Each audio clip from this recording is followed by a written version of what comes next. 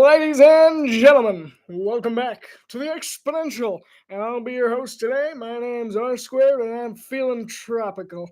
We got ourselves a good one today, and dare I say, it might be a little too dark out in Baltimore for these glasses because it is a blackout from Baltimore. The Ravens are coming in wearing their all black uniforms, while the Lions are rolling up trying to contend. I got my Honolulu blue on. This isn't actually Honolulu blue, but I think it passes pretty well. So I thought I might as well wear it as a joke because what else am I going to get to wear this shirt? It's a very limited occasion shirt. I can't see anything though. I don't have my actual glasses on underneath it, so I don't have the best vision. They look a little crooked, but I'm here to have a good time. I'm only a little sick, in the words of Kermit the Frog. Yeah, I'm a little congested, so if you hear that, but we're here for a good time. So hopefully I don't sneeze too much or I don't sound too nasally, which I might. I have no idea. There's a massive glare. I'm gonna try and get rid of it. Just like no, there's really. I'll just stand here. I got the wall back. It's great. It's almost done. I got like halfway through and then I got sick, so I had to stop. But it looks pretty good. I'm pretty happy with it. If I throw it down a little more, you can see the Saints logo down there. Just a little bit. Yeah, we're here for a good one. We got a really great matchup between the Baltimore Ravens as the hosts against the Detroit Lions. The Ravens, I do say, Lamar Jackson has quite the track record against the NFC teams in general. He's 20-2 in his career against any team from the NFC. When you think about it, the Ravens really shouldn't lose as many games as they do, but they're constantly running across the Bills and the Chiefs. We saw them lose to the Bills over in week 1. Go check that out on the channel. See if you can get some good moments over there if you haven't already. Watched that. So Baltimore, they're coming in 1-1. Lions, same deal, 1-1. Here's some matchups to watch throughout the day. The Lions, they're perfectly healthy. They're a very healthy team coming into this one. They have a lot of ways that they could be able to kind of exploit Baltimore's defense a little because they're a little banged up. If I were Detroit, I would try and get the running game going quite a bit here. I think this is a big game for Jahmyr Gibbs, big game for David Montgomery because the Ravens are going to be without Nnamdi Madubuike today for Baltimore. He's not going to be around. So Baltimore is not going to have their big run stopper out in there. And then on the back end, they're also missing Kyle Van Noy at the linebacker. He's one of their better pass rushing edge rushers for Baltimore. Meanwhile, Detroit, they're fully healthy, but matchup I would be watching out for is Detroit. They got this young guy, Terrion Arnold. He's a good corner, but in week 1 against Green Bay, he got absolutely abused by the Green Bay wide receivers, and there's no reason why Baltimore shouldn't do anything different, especially when we look at how Baltimore has wreaked havoc on lesser corners so far this season. We saw it against Cleveland more dominantly, but they did it a couple times against Buffalo as well. We saw that one. The corners were being tested. And so I wouldn't be surprised if we saw a little bit of DeAndre Hopkins getting up in Terrion Arnold's face. He's got a bit of a grudge coming into this one after people have been saying he's washed all week. So we can't wait to see how that one turns out there. So I'll be watching out for Terrion Arnold, the left corner of Detroit. And then, of course, for the Detroit offense, I would be watching out for Jahmyr Gibbs and David Montgomery and the run game. This has been players to watch and matchups to watch. I think this is a good one. I'm feeling good about this. It's going to be a really good game. High scoring. I took the Ravens because you really can't vote against a 20-2 track record against any team. I got to say, it's so hard to see. I can't even read the comments, and they're right in front of me. So I'll read them in a second. As soon as the game starts, I'll take off the glasses so that I can actually see what's going on. But I'm really excited. I think it's going to be a great game. I think we're going to have a good time. M&T Bank Stadium, Baltimore, Maryland. And it's a blackout. And boy, does Baltimore do blackouts differently. So cool. We get to see the purple lights saw during the pregame show. Absolutely incredible. So fun to watch. Just the entire vibe of the place just changes. It's like Penn State, but reverse. That's what I always say about Baltimore. It's just such a cool atmosphere because you kind of always associate Ravens with the night. So it's really cool to see them kind of taking that boundary. I almost made a post because I kind of feel like the Ravens social media team kind of messed something up because their picture about their uniform post was black but also red. So it's like, oh yeah, I guess we're gonna get to see the Ravens wearing red this Monday night. I was gonna make a post about it. A little joke, be like, yeah, Ravens are wearing red and black against the Lions this Monday night. I'm just like, why don't you just do the normal post? I mean, just tell us what you gotta know. Like, I like the Titans, how they always do their uniform reports. They always come out and just say, Britches report, and then they report it. And they just say it how it is. I like that. We need more of that. Ravens coming out there showing us their red uniforms and then being like, actually, they're not red. They're not. But I will tell you what is red. That Chiefs jersey up there. That's red. It actually pops fairly decently. I was surprised by how obvious it is. So as you see, we got a couple of new mentions here. We got the Saints over here on my right. Got the Jets and Steelers over on my left, as well as this Gators shirt up here. We got the Heat.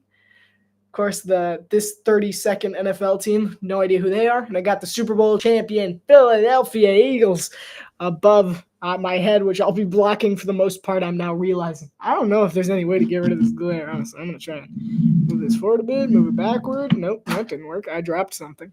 I don't know what that was, but I can't see anything. So let's take a look at some injuries. So there are some injuries. The Lions are fairly healthy, but earlier today they did put someone on injured reserve, and that was Marcus Davenport. So they're missing Marcus Davenport, the big defensive end over there. So they're replacing him for the rest of the season, or at least for the next 4 weeks, with Al-Quadin Muhammad. So we'll see if he can come up with any big plays over there. They're also going to be without several of their big interior defensive tackles. Mekhi Wingo, Alim McNeil, and Levi Onwuzurike are all out. They really got my work cut out for me today of spelling these names. The game's about to start, so I'm just gonna be cool. Try to be cool. Just put those there. Get the actual seeing glasses up. Man, the world is so bright. The world's really bright here. I get the headphones on because, as far as I know, my audio's been awful. So the Lions with 24, so that is happening, but thinking the Ravens get 31-34. Let's go with a weird score of 32. I'm good with that. Kickoff return here for the Lions, and they got a solid one. They're going to get about to the 33 or 34-yard line, where we'll get to take a look at the Lions offense on the field first. They're led up by quarterback Jared Goff. Last week versus the Bears, he had 80% completion percentage and 5 touchdowns throw. He became the first Lion all time with 80% completion percentage and 5 touchdowns. Like Tom Cruise's Maverick. That's actually where the glasses come from, funny enough. Funny you say that. That's the costume we bought to get the glasses. It's a Top Gun costume. I didn't know it was a Top Gun costume when I got it. It was just like an Air Force pilot. But they're like, oh, yeah, it's Top Gun. So good read there. Hand off to Jahmyr Gibbs. They want to get him going here early. He breaks a tackle, but he's quickly brought down by Washington Jr. for a gain of about 2 yards. Offensive coordinator for the Lions, John Morton. He's in his first year as the Lions offensive coordinator after the last one was smuggled away by the Chicago Bears, who recently just got, pretty much humbled by the very Lions offense we see today. This Lions offensive line is largely considered one of the best in football, but they got a new face up there with Tate Rutledge, the rookie out of Georgia. Goff looks to throw. He's going to throw overhead. He's got an open man. First down and more. That's Jameson Williams. That was a good start to this game for the Detroit Lions as Jared Goff just hits him down the sideline over there. A really good read in general. Let's see the route running. I got to say, it must have been pretty good. Wiggins came on the blitz, and just no one picked him up. Looks like it was supposed to be the responsibility of the linebacker there, but it really just seems like no one decided to pick him up there. I think that was Teddy Buchanan in coverage who ended up just missing on him. First and 10 from the Baltimore 41. Handoff Gibbs. He's wrapped up by Odafe Owe. And Odafe Owe says away with that. And Detroit not going anywhere at the run game early. A little bit surprising. I mean, Baltimore is going to have to rely pretty heavily on Odafe on that front line because he's their biggest guy up there right now. Odafe Owe and Broderick Washington are going to have to be the run stoppers a bit, along with trusting their nose tackle Travis Jones, because without Matabuke, they're kind of going to struggle a bit to stop this run, but they're doing a nice job so far. 2nd and 13 coming up for Detroit. Read the comments when I get a chance. They're moving hurry up. Handoff Gibbs. Gibbs within a solid run there. He runs towards the left side, gets a solid 7 or 8 probably. That's a nice little run there. So, as I said, he kind of targeted the opposite side of the field with that run there. He's not running towards that right side where you might find Owe or Broderick Washington. He ran towards the weak spot with Ianius Peebles. Sorry. They're Ianius Peebles, the rookie at a Virginia Tech 6th round pick. They're going to run towards him a bit on that left side. So I wouldn't be surprised if we saw a little bit more of that tactic there. St. Brown in motion, Goff to throw. 3rd and 6. He steps up into one and he drills Jameson Williams into the red zone. And a great throw by Jared Goff. Good adjustment as well by Jameson Williams because he put it pretty much towards the floor. It's a little underthrown, honestly. Oh, you've seen the Saints logo. Make sure you get my whole head in there. So you just see Williams just with the nice initial move. So far, Williams has done a really nice job of finding space and parking in it. He's kind of abusing this zone scheme that Zachary Orr in Baltimore run. We got a 3-man backfield kind of sort of I formation thing. Hand off Gibbs again towards that left side. This time Baltimore's ready. He still manages to shake him off and get about 3 yards. I needed to do a CSI Miami style one Mondays. Because he took off the glasses. Maybe it's... Wait, what's on my glasses? I haven't seen the show in a while. Yeah, I'm not.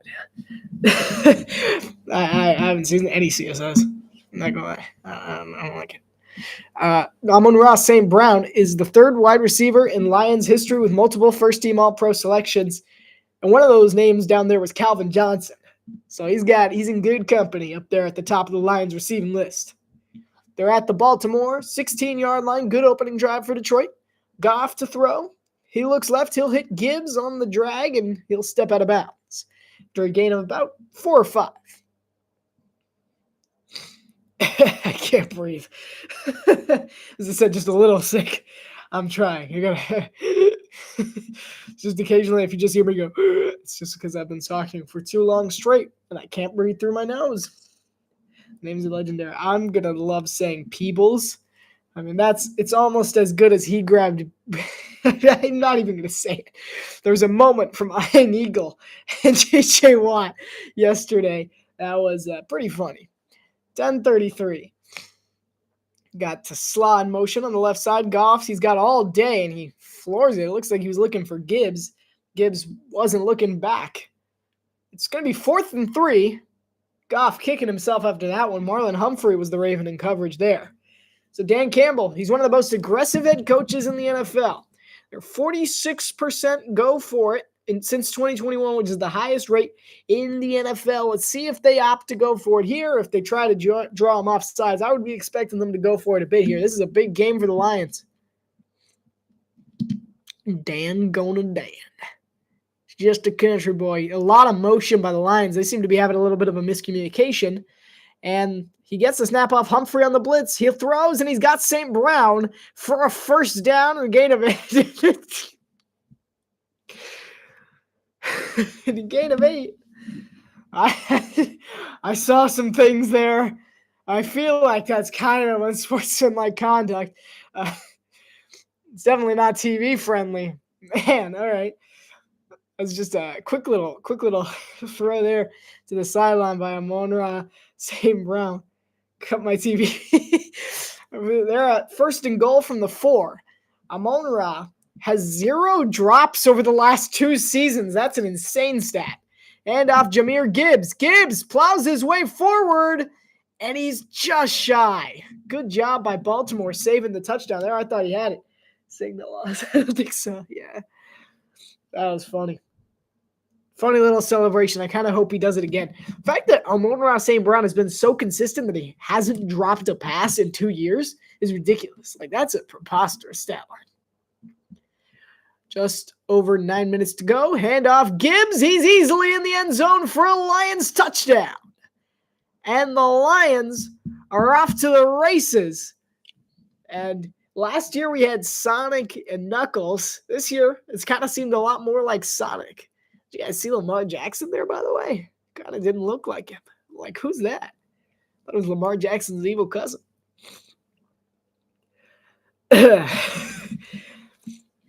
Can't breathe. So the Ravens, I think they're rocking those like throwback logos in the end zone, by the way. That's just a really easy touchdown. So getting back to the game. Yeah, it was just a really easy touchdown. There was 11 plays, 67 yards, 5 minutes and 44-second long scoring drive.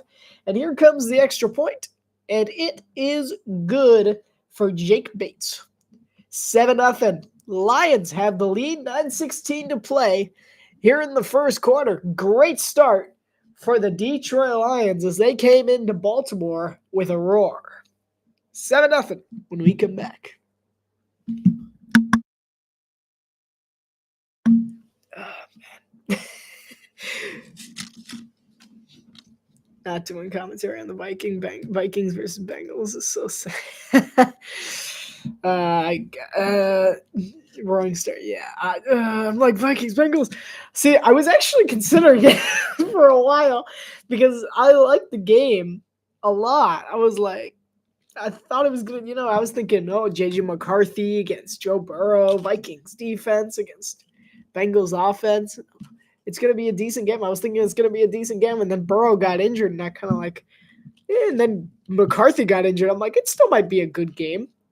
And then the guy who decided to play quarterback for the Vikings ended up being somebody named Isaiah Rodgers, who accounted for basically all of Minnesota's points, and he doesn't even play for the offense. So that was an impressive showing by him. I'm surprised they weren't just like Defensive Player of the Year award goes to. It's just from that one game. I think it was the best single game performance by a defensive back. 48-10 was the final score over there in Minneapolis. But the Vikings fans were pleasantly surprised with the defense. I'm pretty sure Carson Wentz did nothing. But the Packers, too, they should be ashamed of themselves. Terrible loss. Like, awful loss. Like, I'm pretty sure everyone who had Green Bay going to the Super Bowl kind of went, oh, no. It, like, took it back. So, the Ireland game, by the way, is coming up. We got the Vikings and the Steelers. They're showing an advertisement right now. Gets me thinking. Could do a fun video. Is that this Sunday? Ooh, I could do a fun video about that. I hate should-win games. Yeah, that was awful. You hate should-win games. Dolphins keep having a guaranteed should-win game against the Titans every year, and we keep losing somehow.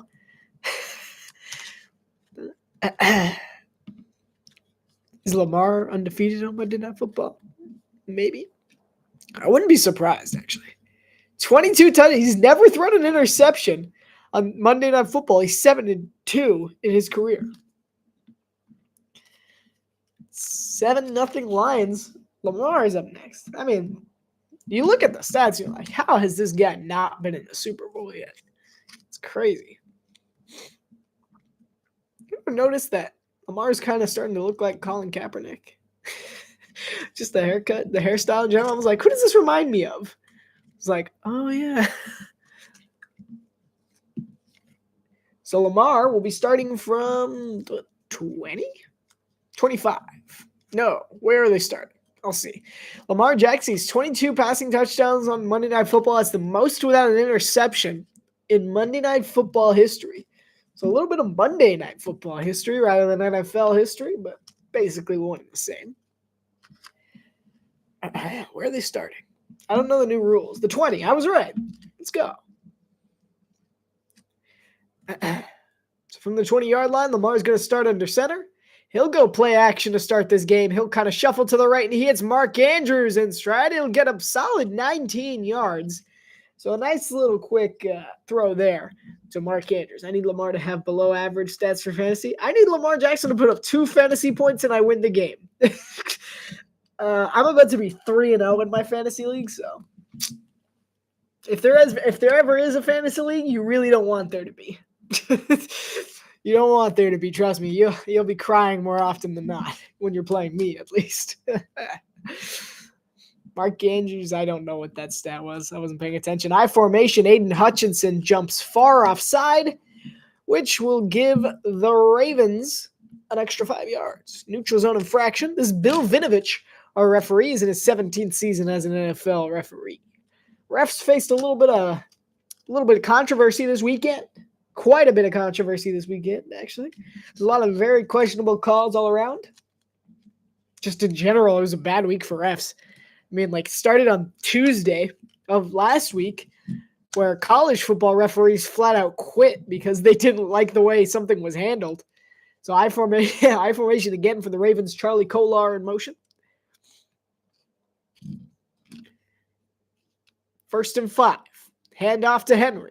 Henry's going to shoot the gap. He'll get about 7 or 8 yards and a first down. I mean, I still have 18% chance to win, but you never know. You got a chance. You got this. I believe. Who do you have left? Just Lamar? How many points are you down by? How big is a big game or a below average game? What is that? What is that considered? All the block kicks. I know. I was watching the window. I was like, "Are you kidding? Like, there's so many. Like the early window, they had like the two back to backs. In the had the Eagles one, and then immediately after you had the Browns one, and then the Texans one later. Lamar takes the on himself on a run option and gets 14 yards. I love run options. I feel like they work so well. Like they just don't fail most of the time. Got that option. Someone's gonna make you pay. And with the Ravens, they're one of the teams that can exploit that the most. And you see, D lineman jumps on Henry, probably a big mistake 9 times out of 10. But Lamar has learned to read those very nicely. Jake Bates and Sam Laporta at this game. Well, congratulations on your 1 fantasy point. 63.7 rush yards a start. That's the highest all time by a quarterback. Wow. Another impressive stat for Lamar. He'll dump it off to Mark Andrews, who gets about 8 yards. It'll be 2nd and 2. Really, so far, they're just being like, wow, the Ravens, they really hyped up Lamar with these stats and stuff. I'm playing Lamar on the Ravens D. Good luck. Hey, look, a robot. You're up 9-ish? Oh, no. Wait, you're up 9-ish with the Ravens, Garrett, like with the Ravens defense's points too, right? Then you might be fine. All you need is Detroit to go absolutely crazy, put up 45 points. You're going up against the Ravens defense. Handoff went to Henry, got about a yard. Wonder what I've been doing with my hands. I'm trying to open like a baby-proof packet of some sort. Struggling immensely.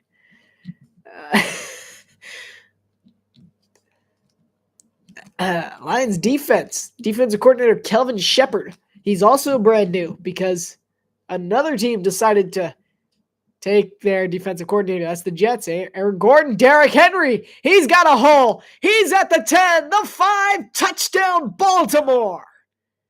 Derrick Henry. He just split right through, and there's a penalty on Detroit, so it stands as called touchdown Baltimore. High scoring game alert. Let's go. Yes. I loved Baltimore and Buffalo. Let's do it again. How long will the Ravens be contenders? Do they need to get a Super Bowl in the next few years? I honestly feel like the Ravens have a longer shelf life than Buffalo. That's the big one for me. Because unlike Buffalo, Baltimore has a head coach that is pretty much unfireable and a quarterback who's, still decent. It isn't a Lamar touchdown, so I'm okay. Yeah. I have someone who's been trying to trade me Derrick Henry for weeks in my league, but I'm 3-0 and they're 0-3. So I'm like, I don't know. Kind of feel like whatever's working for me is working for me, Yeah. This guy's annoying me. Just gonna do. Oh, I should have done the ball. My bad. Okay. I got it. I don't want to put him in timeout though. I'm gonna be rude. They're gonna take over the world someday. I don't want to be rude. I'll just delete them from that channel. All their messages. Did I do it? I remember back when I first started. Something like that happened. I was like, what's happening? And someone was like, delete the bots. And I was like, okay. And I tried, and literally the entire stream crashed. So I'm like, I shouldn't have deleted the bots. So I had to do a second one. I had to start back up. What do they want? Yes, get on the good side. Yeah. So what did they want to return? They wanted a number 1 wide receiver. They're like number 1 wide receiver for number 1 running back, which frankly, okay, whatever. Like I have Mike Evans. I was kind of willing to trade Mike Evans for Derrick Henry. I thought it was a decent trade.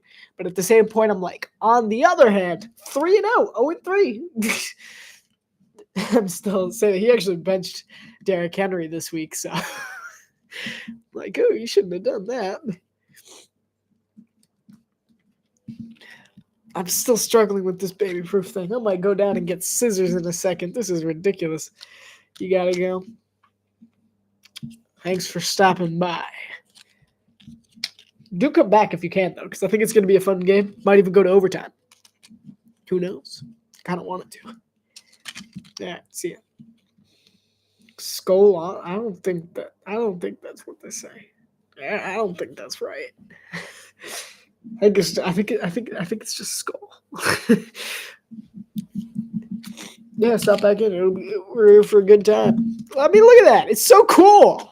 I so badly want to go to a blackout in Baltimore. Like, it looks so cool. Is that the official slogan? It's pretty funny. I'm always Googling them. I have no idea. Like, I go to the Ravens, and they're like, what do you, like, I look at the Ravens, and I tried to put the hashtags for their slogans on the live streams.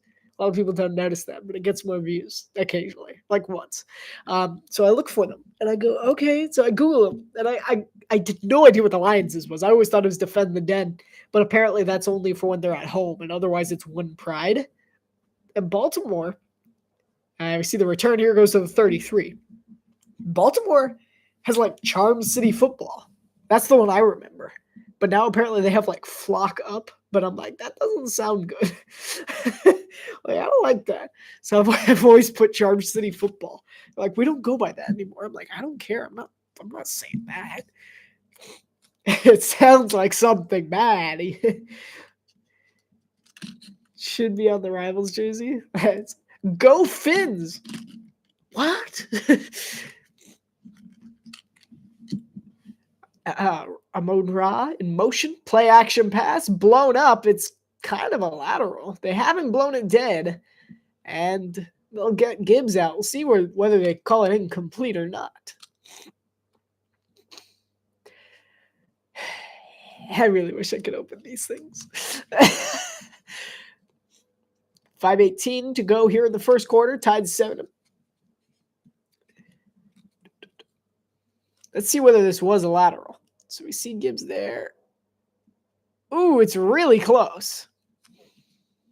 It's a difference of like 8 yards, depending on where they spot it. But Merlin Humphrey was the one who blew it. They said it was a lateral. So 2nd and 19 coming up for the Lions. Gibbs is bumped, and he's backtracking again. He somehow cuts the corner to get back to the line of scrimmage. So Baltimore so far doing a really nice job of stopping the run. And now we have 3rd and really long for Detroit.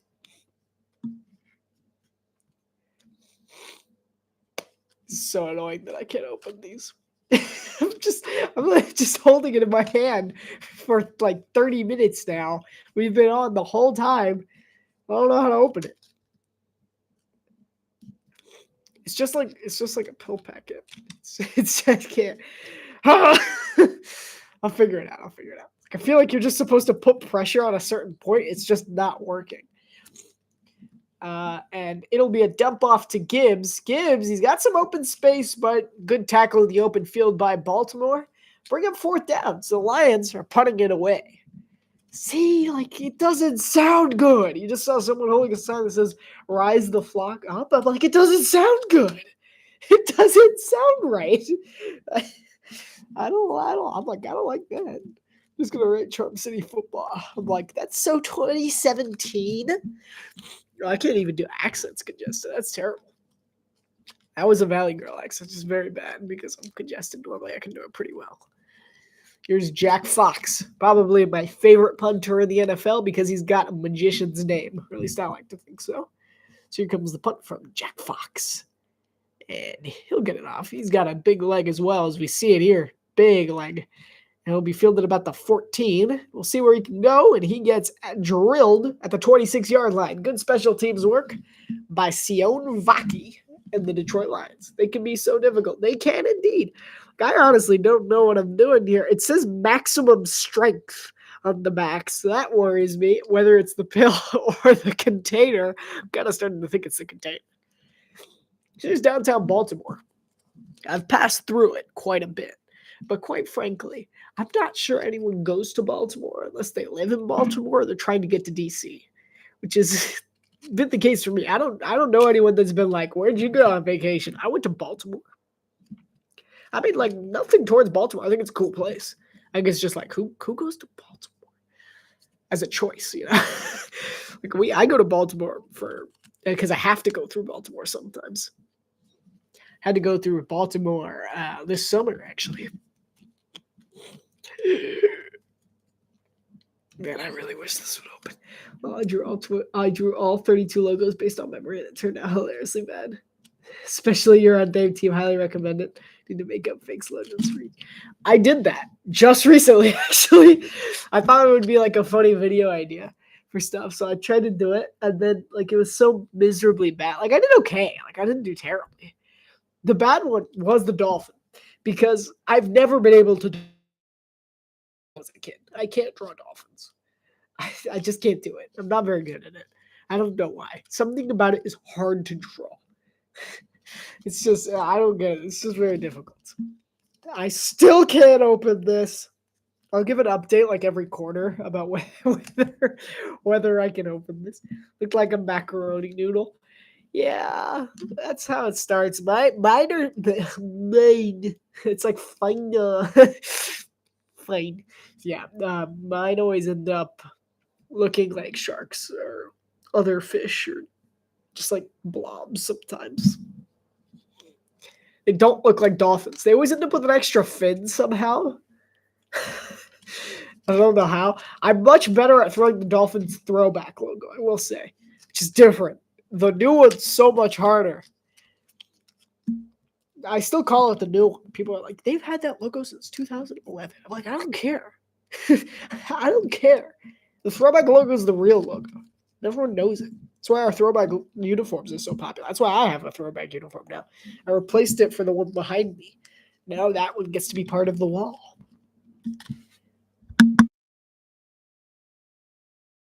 Yeah. I still can't open this. It's frustrating me. It's hurting my masculinity. I formation for the Ravens. Lamar under center. Flowers in motion. Play action. Lamar to throw. He's under pressure. He'll throw over the middle. He's got Kolar. Kolar for 8 yards. Charlie Kolar. Isaiah Likely's out again for this game. Oh, they're doing a running back comparison. Sure, why not? Jahmyr Gibbs, they're showing his average speed at the line of scrimmage, 11.58. Fastest in NFL. Derrick Henry, fastest at the line of scrimmage. Second fastest in NFL, 11.25. That makes sense. Why are there so many? There's just more. Why are there so many of them? So many robots. I did it again. My bad. Hi, user. Yay. Okay. I did that with my aunt once just to see what would happen. Now I need to see those drawings, use them for thumbnails. I don't know where they are because it was for an event. Like I was just doing it and I was recording my hand drawing it. And I feel like they took the pages from us because it was supposed to be like a draw your personality thing. So I drew all the 32 NFL teams. It was funny. 3rd and 3, Flowers in motion. Lamar takes the snap, looks to throw. He'll throw over his shoulder, and he overthrows his intended target by a mile. It was Justice Hill, who's had a couple of nice games that we've commented on. I know he had one against Buffalo last year where he went crazy. Yeah, Lamar really does starting to look like you know who. Wow. Cut your hair like I did. I cut my hair. You guys can't really tell because I can feel it. Like my hair was so long last time. What if this game ends 10-7? Oh dear. I hope not. Jordan Stout, another good putter and another good punt. There's a flag, which makes me think there's been a IBB. What a tackle. And a great tackle from TJ Tampa. And Tampa Jr. made a great tackle there. I think the flag's going to be on Baltimore, though. I don't see how it could be on Detroit. They're asking Campbell. Holding. Oh, never mind. It's on Detroit. Half the distance is the goal. First down. So Detroit's backed up. They're really backed up. So, at the very least, we might get to see 9-7. Jared Goff, Monday Night Football. him and the Lions offense are up next.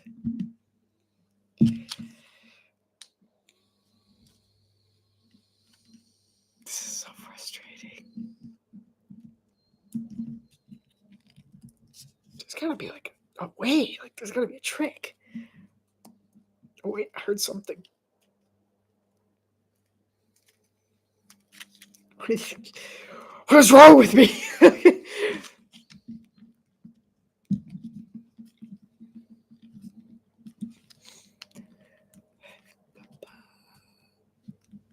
I like how that's a Dolphins commercial. I enjoyed that. We actually get some representation in something. And if it was like a Bud Light commercial or whatever, not sponsored. Yeah, not sponsored by a beer company. Just clearing that up.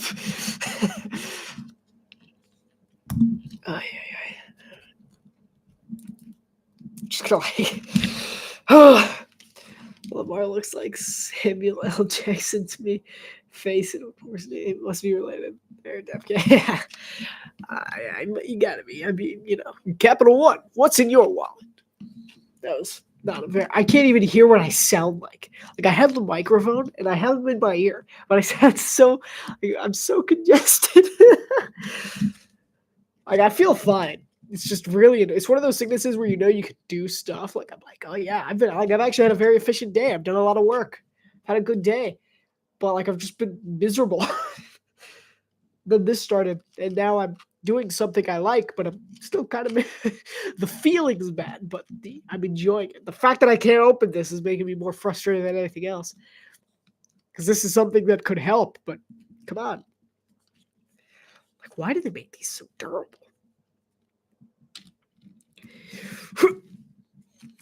Next Monday. Oh my goodness. We're not even going to look at that. Treat it like yeah, it's like no wonder they have. No, I'm not gonna make that joke. Sorry, I almost made a very bad joke. Very bad joke. So yeah. So next week, as far as night games go in the NFL, there's no good ones. So I might opt out of doing one. So I hand off to Montgomery. They choose their big back to get him away from the one. Smart move, gets about 5 yards. So yeah, if you look over at the week 4 schedule, the best game's kind of Thursday Night Football. And that game still sucks. So I don't really want to do that. Packers-Cowboys might be good, but either it's going to be an awful game or the Packers are going to destroy them. So I don't have much interest in doing a commentary over that game, especially since that would mean I'd be staying up a little later than I'd like on both Sunday and Monday. But the cure, it was in his hand, had a child safety feature. Yeah. Oh, wait.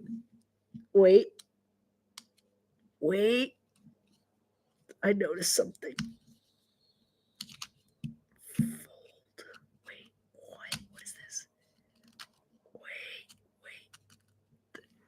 There was a penalty. It was a legal formation. I like how Monday Night Football tells me what the penalty is. I really appreciate it.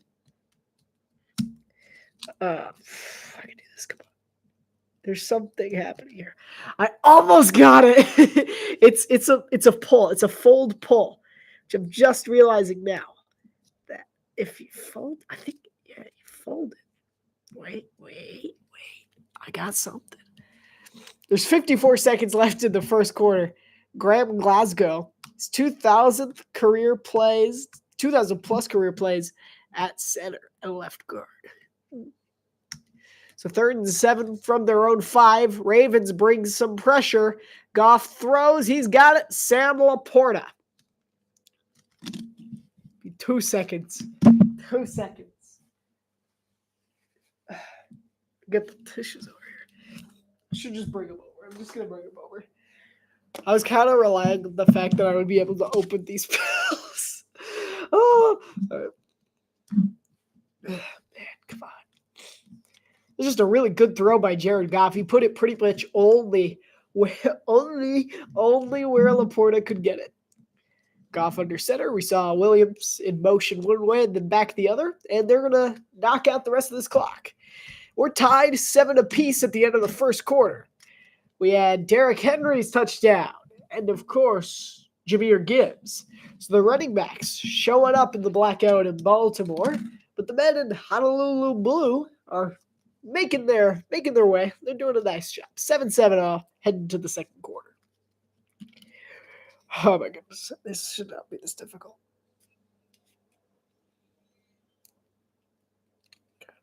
I can do this. Oh my goodness. I did it. Let's go. I did it. I finally did it.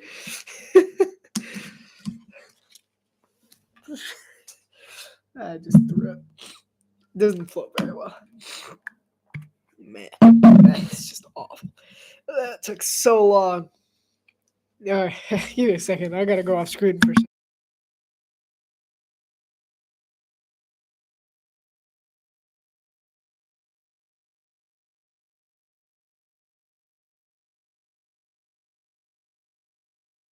All right, sorry, I had to blow my nose. I really didn't think anyone had to see that. I'm still congested. That did nothing. My goodness.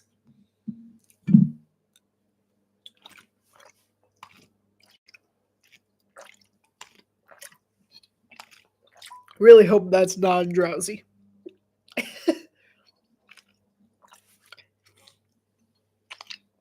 This commercial messes with me so much. Sorry, I'm going to be doing that all day. I'm going to be making fun of my own voice for the rest of the time. I'm like, oh man, I sound awful. This commercial, it's about collars. And this guy's like, oh, I'm never going to have to wear an uncomfortable collar ever again with this new company. And I'm like, how uncomfortable are collars? Is it by a weird person to say that I don't mind them? Like, just wear like a comfortable shirt. And he's like, oh yeah, by the way, when you're wearing a suit, you don't have to have the sleeve, so it's not as comfortable. Like, but that's not the point. Sorry. That's not the point of wearing the sleeve. The sleeve is for style. You're supposed to have it pop out of the jacket sleeve so that it looks more formal. But he's like, oh no, you don't need that. You don't need that. So, yeah, I don't like that commercial. I don't see anything wrong with normal suits. I like wearing a suit. I would wear a suit every commentary if it were remotely necessary. Otherwise, it's just, oh, you look stupid. You're coming over here wearing a suit for a 3.5-hour commentary on YouTube. Getting that open is nearly as impressive as the athletic play on the field. Yep, I agree. Goff under center. Williams in motion again. It'll be a handoff. Oh, play action actually fooled me there. Dumps it off to David Montgomery. Montgomery tries to get the edge. Montgomery does. He'll get, oh, boom. David Montgomery nails Buchanan. And he'll get about a gain of 13. He'll wear suits often, if ever, maybe a couple times. I love suits. It's not like, I think I look pretty good in a suit, honestly. I dress up nicely. I have like two ways. I have two directions as far as clothing goes. I'll either be wearing something. Sorry, but I heard someone speak. I'm like, what was that? Either I'll be wearing like something super athletic, like I can go work out in. Goff under center, play action. Under pressure, steps up, evades, he'll run, and he'll slide after a gain of 5. 2nd and 5 coming up for the Lions. So either I'll wear like super athletic stuff, like to go outside during warm months at least. Cool months, I'll wear pants, same shirt, and a big jacket. Or like if I'm not wearing that super athletic stuff, I go the other way. I'm either wearing like a polo shirt, khaki shorts, or a suit. Like I don't have an in between. I don't do well with semi-formal. Handoff Gibbs. Gibbs is shoved out of bounds at about the 3 yards back. So it'll be 3rd, 7 or 8. So yeah, like I've always struggled with people like, oh yeah, it's a semi-formal event. Like, what does that entail? What does that entail? And they're like, oh yeah, just come wearing a suit just without the jacket. And I'm like, are you kidding? No. Like, I don't want to do that. Like if I'm in a comfortable setting that's also formal, I will take off the jacket if it's comfortable and formal. But if it's just like they're like semi-formal, they're like, oh yeah, just don't bring the jacket. No. So at this point, I've turned semi-formal into a suit without a tie, which I'm fine with. I don't care for ties as much. And that's a laser to Sam Laporta for a gain of about 15. See with a little head bob after the catch. First down, Detroit. Are you serious? This is so many. The algorithm loves me today. It's just a good day. Hide user. It's just a good day for the algorithm. The algorithm loves me. Goff under center from their own 43.5-yard line. Handoff Montgomery. Montgomery is going to get about to the original line of scrimmage. Maybe he loses a yard. Again, this Baltimore defense is doing a solid job defending the run. So far, what's gotten them a little bit is Detroit's showed off to be pretty decent against their zone coverage looks. They've been exploiting the gaps in their defense. And there's a look at Zachary Orr, the defensive coordinator, or Zach Orr, sorry. Nicknames these days, am I right? That's a joke for people who know me because I go by a nickname normally. My name's actually like something really long. Handoff to Montgomery. That was actually a shovel. Montgomery gets about 10 yards. Really solid run there from David Montgomery. And my name's actually like Killian Anthony or something super long. Just shorten it to Kyle. So it was just a good run by David Montgomery. That's why he's still a top running back. Like this is a good tandem, even if they're starting to use him less and less. It's because Montgomery has the ability. He's not only the power rusher on the team, but he can see gaps as well as any other running back. Hand off Gibbs. Gibbs will get the yard he needs pretty much. But did anyone see that Amon-Ra St. Brown, the push there after the play? Equimedius. Is that like Amon-Ra St. Brown's brother, Equinamius or Equimedius or however you say his name? He's got a cool name.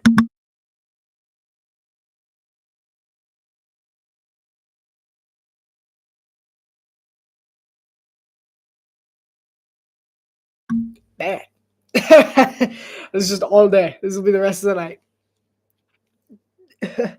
10:30 to play here in the first half. Goff takes a snap at the Baltimore 46. He looks to throw. He'll roll over to his right. He'll hit Gibbs. And Gibbs will get about 9 yards before he's pushed out of bounds. There's a flag. I don't know how to get Kyle from Equimedius, but just like, yeah, we just took 4 random letters. All right, let's see what this flag is. It was illegal contact. Looked to be illegal contact. That's what they called it, probably. I didn't see the guy do the thing. They panned away too quickly, but I'm going to assume illegal contact. When you're wearing these kind of glasses, eyebrows are everything. Let me tell you. If you wear the glasses, you're just like. It's the eyebrow raise. Hand off Montgomery. He almost slips away. He'll get 7 yards and the Detroit first down. If you could only draft 5 last names to get the best set of players, got to be a lot of good Browns, ironically. You could only draft 5 last names to get the best set of players, got to be a lot of good. Wait, like draft like last name, like pick 5 players with the best last name who are also good. Yeah. First and 10. First and 10. It's like one of these moments where diction is not done with the tip of the tongue and the teeth. It's done with the nose. It's Goff under center, Brown in motion, hand off to Montgomery. Montgomery, another good run and another first down. Say Jones. I get all the players with the last name Jones. All right. Wow. That's interesting. Just go with Tagovailoa. I don't really know. Like, I feel like Watt is just a safe bet. Like if JJ was still around, I would just be like Watt. JJ Watt, TJ Watt, Derek Watt. Boom. There's your entire team. St. Brown's like Equinamius and Amon-Ra, but I feel like there's some more generic names that are probably Probably more likely. Hand off to Gibbs. Gibbs will get 3 yards. So far, Gibbs is not having as much luck on the ground. The ground as much as Montgomery is. This is insane. I've never I'll be like, hello. Just do the entire thing talking like this. Welcome. It sounds kind of creepy, actually.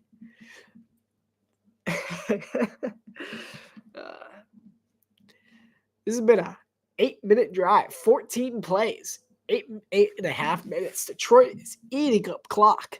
Hand off Gibbs again. Gibbs gets a hole this time. He'll get about 8 yards.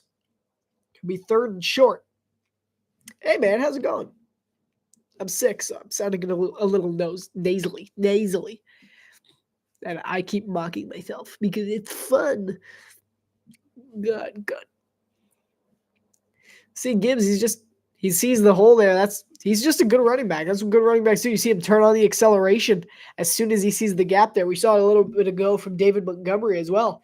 But Gibbs just has more of the speed, the breakaway power to be able to take advantage of it. I do think David Montgomery has better vision than Jahmyr Gibbs, though, which makes them such a good running back duo. Play clock's at 2. Goff barely gets the snap off, and he just runs forward with it on a quarterback sneak. He easily gets the first down. Caught him off guard there. Traveling this fall? Not really. I mean, a little bit. We're going to Madrid later in the year. In November for the Dolphins game. The Dolphins and the Commanders game. We're going to Madrid. But past that, I think that's probably all we're doing this fall. We may go to somewhere in the United Kingdom, something. Hand off. Oh, sorry, that was a throw over the middle. He's going to be short. That was to Gibbs. Wasn't paying very much attention. That was a good throw by Goff. Let's see if he gets in. Big hit from Malachi Starks. He's not. He's going to be a yard shy. And this is when you bring in the other running back for the Lions, David Montgomery. That was just one of those, very long hit.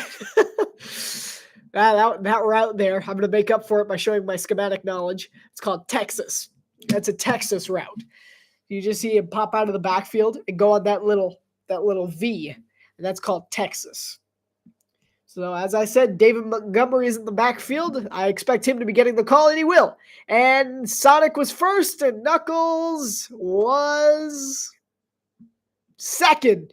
Touchdown, Detroit. It's going to be 13-7 Lions as Monty, he's crying. Or is he imitating Baltimore after that one? Let's see whether he actually does cross the plane here, and he does. That'll be a touchdown for Detroit. And the Motor Cities are on fire, which, doesn't sound good considering they're motors, but they are. It is good. Trust me, they're having a good game. They're overheating just a bit. That's how good they are. They're overheating. And it's off to a good start for the Lions. So far, Baltimore, as I said, haven't really been able to stop the run. They've had a couple of nice ones. But so far, when it's come to David Montgomery, they haven't been able to stop him. Jahmyr Gibbs, they've been a little more lucky with Gibbs. But Montgomery, he ran like a tank that drive. And not only that, they kept Lamar off the field for the last 10, maybe 15 minutes. It took them almost a quarter. Blue for Unite. Pretty sure it's not their alternate slogan. 5:55. You wonder if Baltimore is a little cold now. Like their offense is kind of like, we've had to wait another week to get the ball back. And Jake Bates is going to drill the extra point. 14-7. Detroit. The Lions lead. But Baltimore is going to get the chance to battle back. Lamar Jackson with 555s on the clock until halftime. I'm going to use another tissue. I'm like...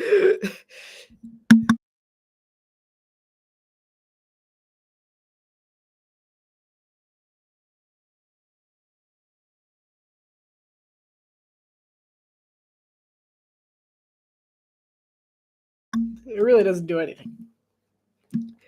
So what is the new kickball rule? What, like the sport kickball? The like the game? Like the or like in football, the kickoff rules for field goals. What is the new kick field goal rules? Well, I'll ask. Like field goal, like what do you mean? Is there a new rule? Am I for the actual act of the field goal or something else? I'm just confused. This happens. I'm not a people person, surprisingly. They get to break the ball or something. They get to break the ball. All right, let me Google it real quick.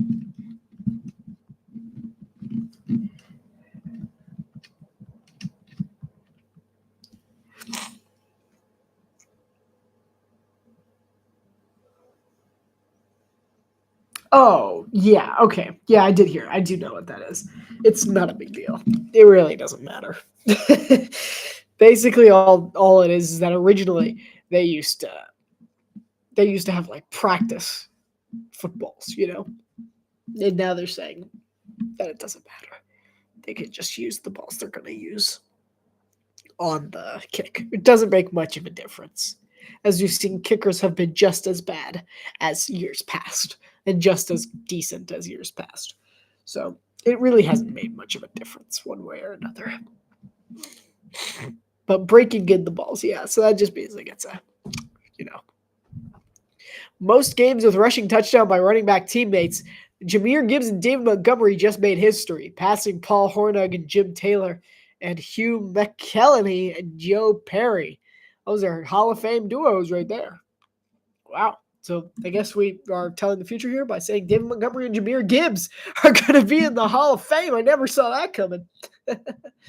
I don't know that David Montgomery is going to make it, but we'll see. We'll see. This one's returnable for Baltimore, and he'll take it out to the 40. He's got a hole, and he's taken down by the kicker. The disgrace. What a return, though. By that was Rashid Ali, I think. Yeah, Rashid Ali.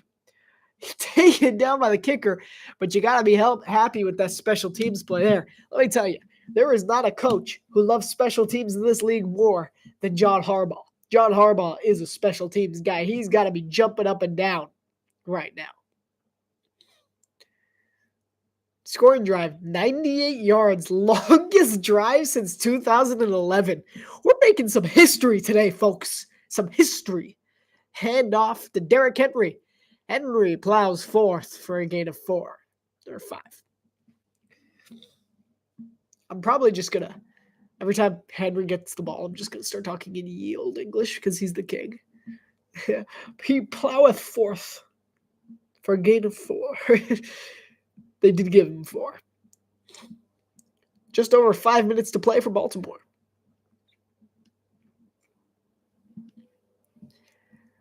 They're at the Detroit 47-yard line. 2nd and 6. Hill out of the backfield. And it was originally a screen, but he's going to go for the draw instead, and that's not going anywhere. Detroit wraps it up. It was blown up by Barnes before it even got started. It'll be 3rd and 6 coming up for Baltimore. Look at Jake Bates. They're showing it. It's an impressive tackle. Surprisingly. I mean, as bad as it was for special teams to allow Ali to get that far, good tackle. He's got to be over there like, I did that? Wow. He's like, I did that. Huh. He doesn't look at all proud of himself. He's probably just like, I can't believe I let that get returned 50 yards. Lamar to throw. Lions bring pressure. Anzalone was the primary pressure bringer, but Lamar delivers. First down, Zay Flowers. Sorry, Rashad Bateman. Oops. That was Rashad Bateman, son of Jason Bateman. That was an incredible throw and catch there. Look at Lamar. Anzalone brings the heavy pressure, and Lamar throws, and again, they're targeting, guess who? Terrion Arnold. We're going full circle here, folks. I brought it back around. They targeted Terrion Arnold there. Rashad Bateman made the catch. By the way, not related to Jason Bateman. That was a joke, just a disclaimer. Uh, 3:50 to play until halftime. They're at the 30. They're 37. Lamar steps up. He throws deep. He's got him. A big play for Baltimore. I just blew your eardrums out, my bad. That was Devontae Walker. And a beautiful throw by Lamar Jackson. That's 2 straight where he's just been dead on. So whatever rust the Ravens had after the Lions' 15-minute drive, they shook it off easily. Again, Terrion Arnold, he's being targeted right now. So you see Lamar right now, and off to ye old King, and he's going to be down just shy of the 1th. It'll be 2nd and goal from the 1. Just when I thought the Lions might get it back to take a big lead. I know. Lamar has stepped up his game. Looks like they took it more as a rest and rejuvenation kind of break rather than getting cool. They're more just like, getting warm. Devontae Walker this season got 3 receptions for 60 yards, averaging 20. He's got 2 touchdowns. So he's had a nice season. I did like him coming out of college. It's to King Henry. Henry, he is going to be stopped shy of the end zone again. And Lamar is not as happy. He says, "Are you kidding with me?" I like how I'm mocking Yield English as if I don't know the proper ways to speak Yield English. Yeah, I'm one of those people. It's like, don't you know when to say thine? When to say thine? Come on. No, it sounded the same with my nasally voice. I'm like, thine. But one of them had an N. Mar said the entire 9 minutes trying to open it. He got him better. He's fine. He's like, yeah. Second quarter. 2-minute warning from Baltimore. The Lions lead by 7, but Baltimore is driving. Lamar has the Ravens in the red zone at the 1-yard line when we come back after this short message from whatever commercial. Bye.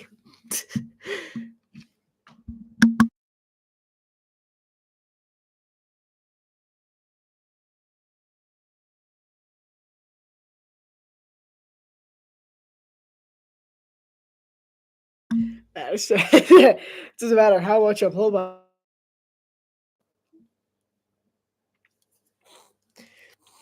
Like, no air is entering. Kind of hear it.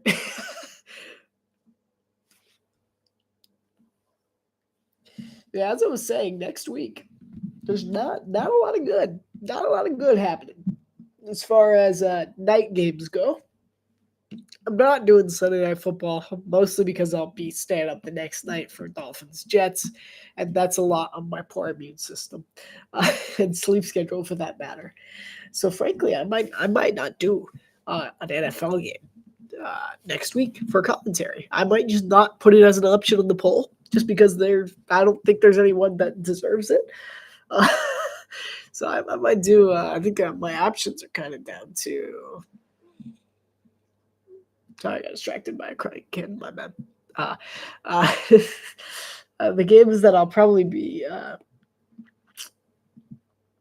doing is either Oregon, Ohio State, or I'll do like a recap of the week's events, which could be good. Could be fun. I could do a little recap of the first few weeks of the season. I could do another Fibonacci sequence as well. I could do something funny. I don't know. I'll come up with the options probably tomorrow. Yeah, tomorrow. Why does it seem in games like this that the teams always mirror each other? If one scores, the other does.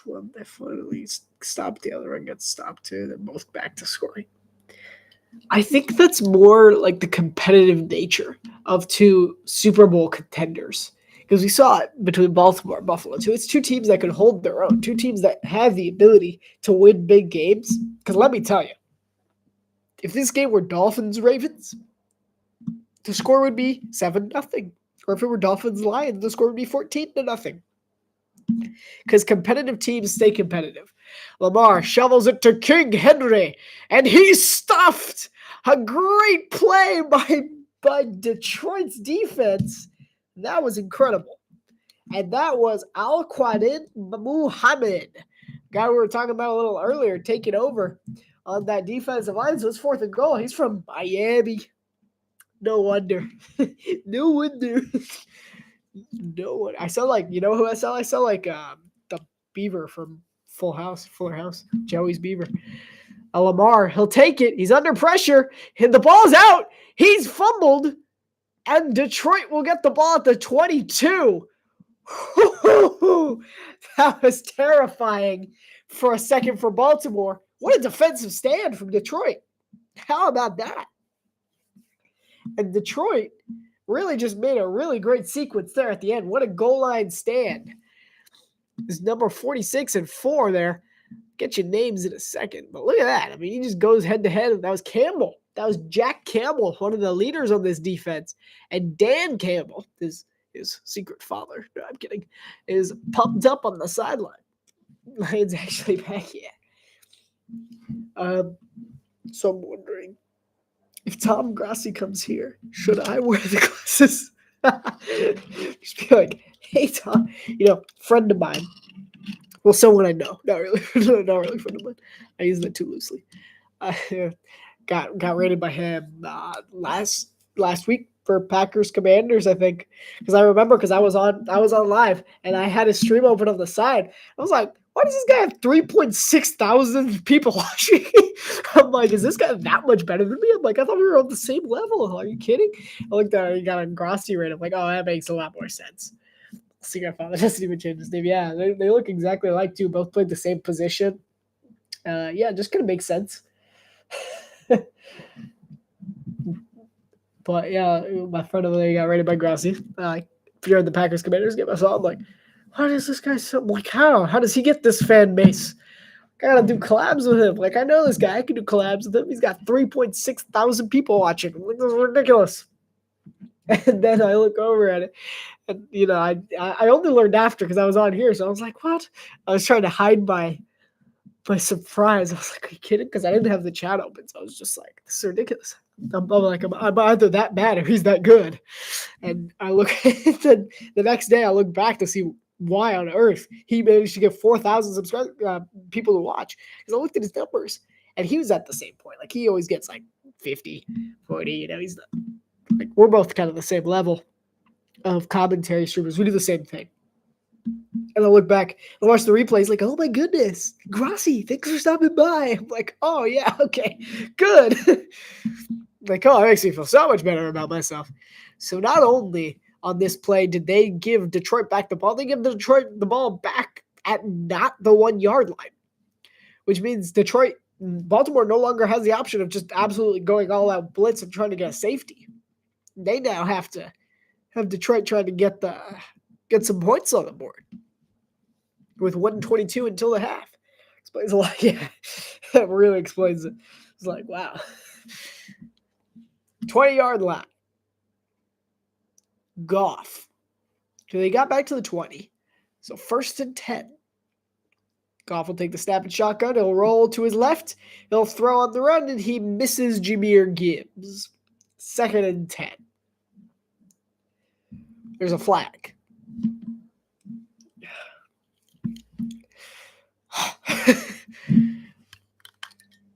One of these days, you'll hopefully get a second. I know, I'm hoping it's today.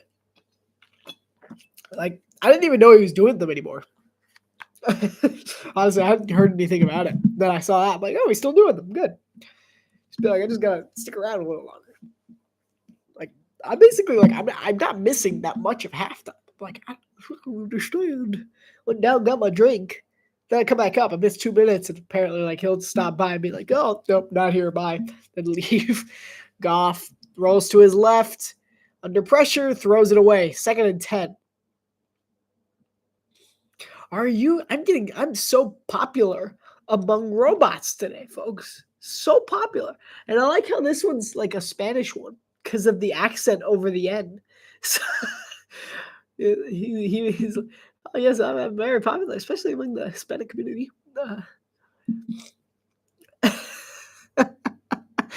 It's just gonna, man, the algorithm's having a field day. No, I'm gonna be first. Grassi's gonna come looking, and I'm just gonna be me.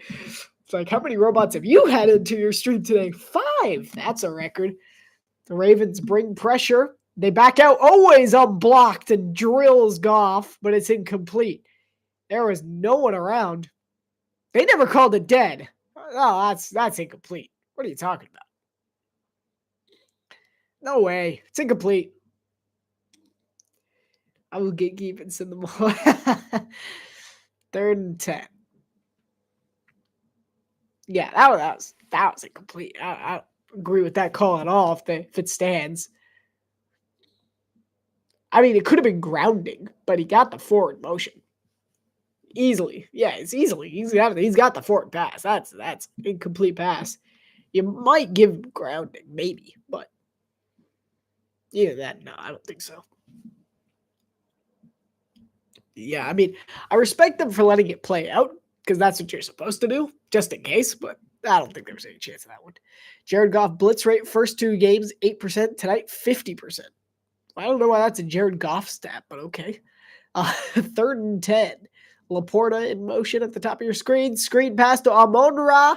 He spun around. He'll barely get back to the line of scrimmage. It'll be 4th and 10. The Ravens are getting the ball back with a minute. With a minuto. Popular among the Hispanic community. with a minute. Wow, that's hard. Minute. That's crazy. Wow. With a minute left to play. Boomer's fastest 3 minutes. He could go all the way. I've always wanted to do that. I just haven't gotten the opportunity. There hasn't been like a punt return where it's been so clear cut that he's going all the way that I would be like, he could go all the way. No, I haven't gotten the chance to. I would like to, though. And the punt is almost blocked, but he gets it off. Decent punt to the 31. There's a flag. LaJonte will get upended at the 41. So yet again, good starting field position for Baltimore. They got 2 timeouts in 56 seconds. I did not expect that. Holding. Kicking team. So it'll give Baltimore another couple of yards added on to that. When we come back in the game timeout, 56 seconds. Ravens got about a minute to make their comeback. He could go all the... No, they tackled him. Never mind. That's why I'm always scared to do it, because I'm like, what if I'm missing? Because I know Boomer always knows in advance. Like, that's not fair. Like, he always sees it coming. I'm just over here like, he could go all the... Maybe? I've almost done it a couple of times, but then I've been like, oh, I'm glad I didn't do that. Need another tissue.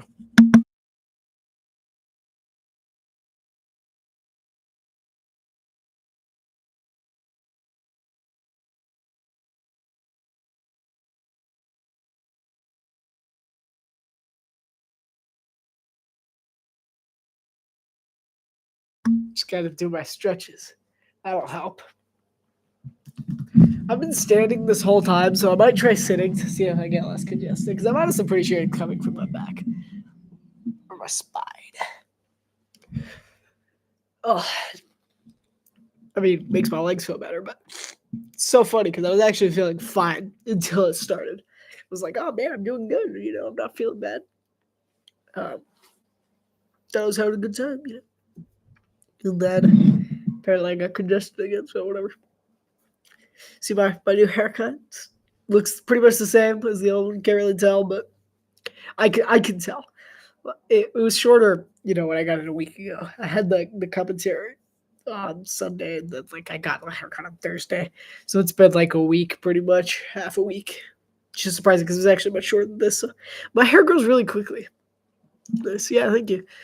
You didn't even know. You could tell. So most people are like, they're just like, you got a haircut. I'm like, yeah. Because, in America, we're always over there. We're like, they come over, they see you, they're like, oh, did you get a new haircut? Anywhere in Europe, they'll just ignore it. They'll be like, whatever. They'll just be like, you look good. Thank you. Why do I look good? Does it matter? Yeah, they're weird. All right. Let's see what happened when people were a little upset. Oh, it was a bad snap. That's probably why Jack Fox was a little mad. I remember him. He had a little bit of frustration after the punt. So the Ravens actually have a chance to double down on the Lions here. 56 seconds. They have quite the kicking range there for their kicker. Flowers in motion. Lamar to throw. He'll step up in the pocket, and he's going to run for it. He'll get to the 40, to the 36-yard line. And it's a good scramble and run for Lamar. Yeah, but my hair was honestly so heavy. That was what annoyed me more than anything else, is that how thick it was. It was just like, ugh. I feel like a whole different person. In the words of Aladdin, a whole new world. I was going to try and actually do the voice, but then I thought it would be funnier if I just don't. Oh, man. First and 10. Lamar to throw. He rolls to his left. He stays in the pocket, actually, then rolls right. He's under heavy duress, and he'll throw underneath. He somehow gets Justice Hill, who manages to get out of bounds. Do you have like super curly hair or something? I know a few people who have like just poofiest curly hair and they can't do anything. They're just like, oh, whatever. Here comes Super Lamar. Yeah, I wouldn't be surprised. 38 seconds, though. They're taking their time a bit. They still do have the 2 timeouts, but got to trust John Harbaugh a bit. It's Kelvin Shepard. They went for big dude to big dude as far as defensive coordinators go, because Aaron Glenn was an intimidating guy. Now they have Kelvin Shepard, who's arguably more intimidating than Aaron Glenn. 2nd and 6, Lamar to throw. He looks... Oh, my goodness. I thought he was throwing it out of bounds. But it looks like he got DeAndre Hopkins in the red zone. Wow. That was some shocking throw. I thought for sure he was out of bounds. I didn't even see Hopkins on the sideline. Good catch as well. Wow. Good concentration from Hopkins and great throw from Lamar. 13-yard pass and catch there for the Ravens offense. I can't even exhale anymore. I'm like trying. I'm like 32 seconds. Lamar to throw. And he'll head to the end zone. And pass interference. They got Terrion Arnold on PI at the 1. It'll be 1st and goal from the 1-yard line. Yeah. No, that makes sense. 32 seconds. I expect 3 more scores. I mean, maybe. I was like, it's funny that I was considering that. I was like, how much time is there? So they'll get Arnold on the PI. Although arguably he overthrew Terrion Arnold last season. He had 7 defensive pass interferences, tied for the most of the NFL. He's had a bit of a rocky start to his career. 1st and goal from the 1. Ravens, all they need is a yard. They got 27 seconds to do so. And not sure what's happening here. It's like a bit of miscommunications between the sideline and Lamar Jackson. They'll get it off, though, so the call is in. See if they can get it off before they'll easily line up quickly. Lamar Jackson can talk fast. Play action. Aiden Hutchinson picked up and touchdown Baltimore. Rashad Bateman. He's got the Ravens an extra point away from tying this one up with 24 seconds to play until the half. And the Lions will have 24 seconds to score. That was a good block picked up by Derrick Henry. See him taking out Aiden Hutchinson. It was a good block. Gave Lamar the time he needed to make the throw. Let's watch it. You see Bateman just does a classic little end around, but look at Henry. Boom! He just delays Hutchinson just long enough for him to get the throw off. You see Lamar's looking at Hutchinson. He's like, oh no, I'm going to have to scramble. But when Henry picks up that block, he has the freedom to look around a little more. Henry kind of made that play for Baltimore.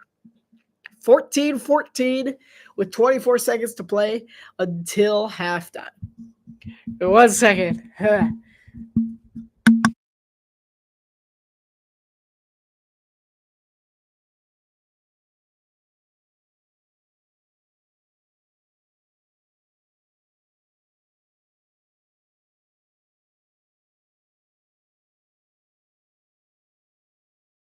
That's amazing, by the way. Jason Kelsey and the band. It's pretty funny. Like, it's really not doing anything. I'm kind of concerned. Medicine didn't do anything either. I don't think I've ever used this many tissues because I don't like tissues that much. But I'm just like struggling to breathe. I might get up and walk around at halftime. All right. How much can a team disobey a coach's play call, thinking about if the Eagles are first and goal to win for the Super Bowl win, which doesn't call it, just think the team would just do it. The Eagles? No. I don't think they would. They have a lot of respect for Coach Sirianni. You see that Tyler Loop has to fix the ball, which is legal. Can do that, in case you're wondering. Which will stops the clock, resets the play call when that happens because of its natural circumstance. But there are some teams who will do that. Who will, or like Andy Reid in Kansas City, he trusts Patrick Mahomes enough to let him do that. And I feel like if there's a good communication in Philadelphia, they might. But I feel like they have a little too much respect for the way Nick Sirianni runs the ship over in Philadelphia. Both quarterbacks are 7-2 on Monday Night Football. And tonight, wow, that's crazy. They both have 123 total yards, exactly the same, and one touchdown for Lamar. But that total yards is crazy. Finished with the same amount of yards. Watch Jared Goff just get one more yard passing just to be spiteful before halftime. He's been over there looking at the iPad like, man, I got to fix this. Ravens showing a bit of pressure. They rush 4. Goff steps up. He'll throw underneath to Raymond, who's drilled by TJ Tampa. And Detroit will call timeout. Ryan Gosling and Samuel Jackson. Pretty evenly matched. Yeah. Oh, man. I'm dying. This is a good sign. I still don't have a headache. That's something. I had a headache earlier. I had a headache and I was still doing work. I was like, I can do it. I shouldn't have been, but I really had nothing. My ESPN app has been crashing, so I've really had nothing to do. Had nothing to do lately. See, up on the screen, you got Troy Aikman and Joe Buck. They're commentators for Monday Night Football. Full respect to them, but turn them off. Mute them. Come on over here. 2nd and 6. 8 seconds on the play clock. They'll get it off. He'll throw it underneath to Amon-Ra, who makes a great move to shake off Humphrey, but he won't get the first down. There's only 7 seconds now. Detroit uses their second timeout. I don't know what they're trying to do here. They're not throwing deep enough to make anything happen.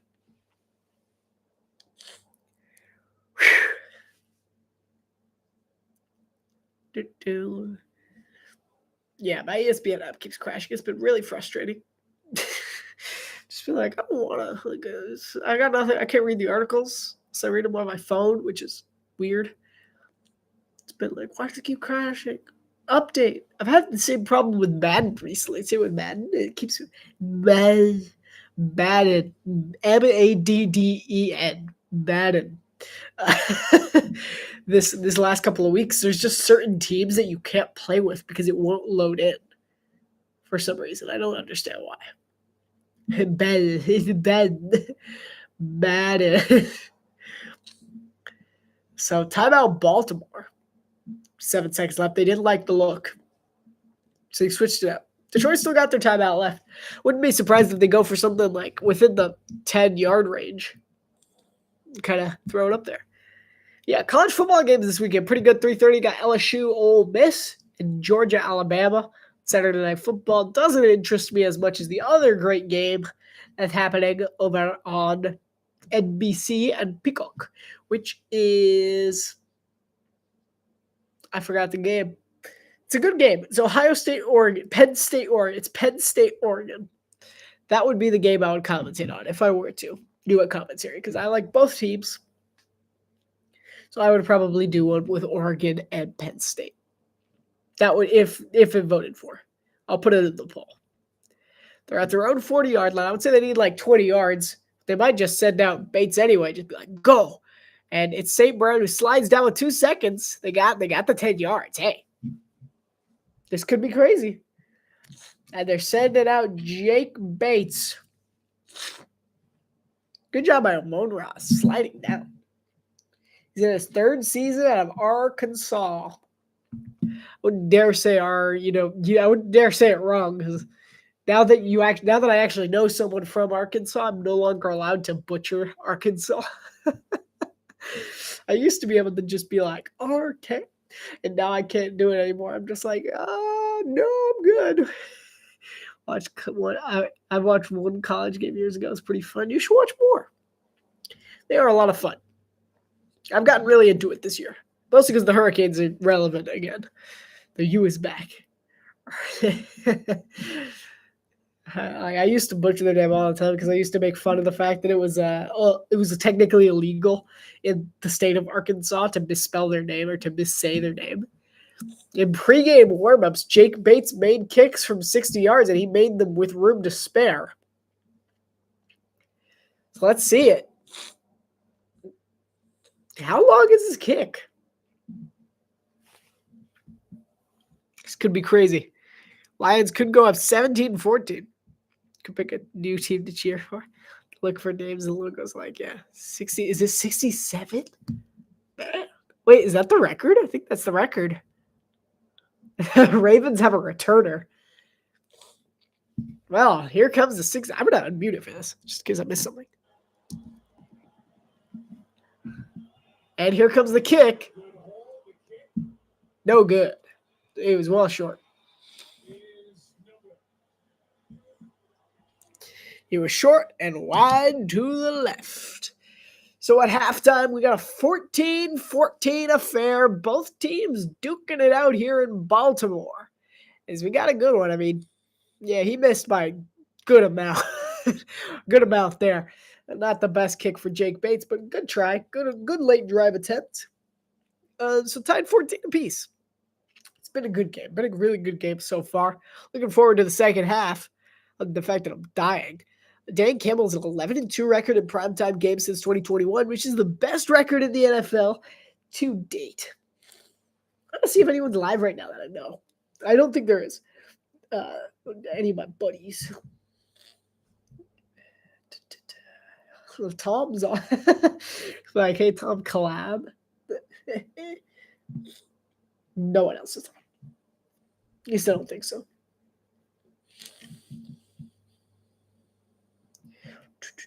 This guy that got rated by Tom the other day. He did Bills Dolphins. That's crazy. Psycho.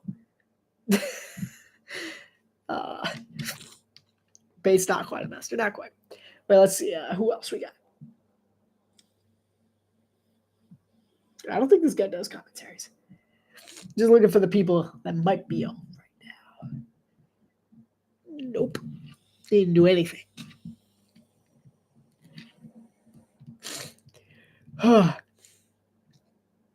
Wait, I'm finally starting to clear up. I can breathe a little. Wait. Pause. It looks like there's nobody on right now. There's just no one. Man, lots of college teams. There are a lot of colleges in the United States. There is a few. Oh dear, my nose. So, I love this feature where it tells you how much time is left in halftime. 5 minutes and 40 seconds. I'll probably go down at like the 4-minute mark to go get my drink, just because. Stay for the first part. See if Tom shows up here during that time. Then we'll show up after. I think, is Tom the only one that doesn't feel like there's might be other? How is he making shorts right now, by the way? That's crazy. Oh, he made a short. Lions make a massive stop versus the Raiders. That happened like not that long ago, and he's got it out already. It's crazy. I need a clipper. I could clip myself. Honestly. I could make shorts of the thing, but I've just never had the time nor initiative to be like go through my live streams and CapCut edit all of the shorts out of it. Just be like, no.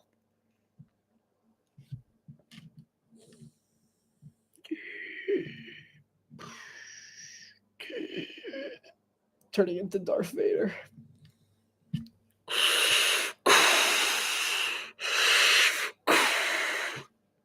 It's not a very. I can't even do my Darth Vader impression well.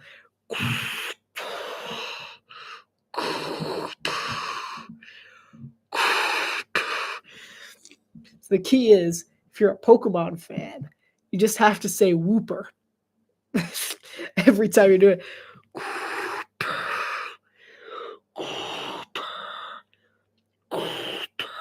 That's it. You just have to say Wooper.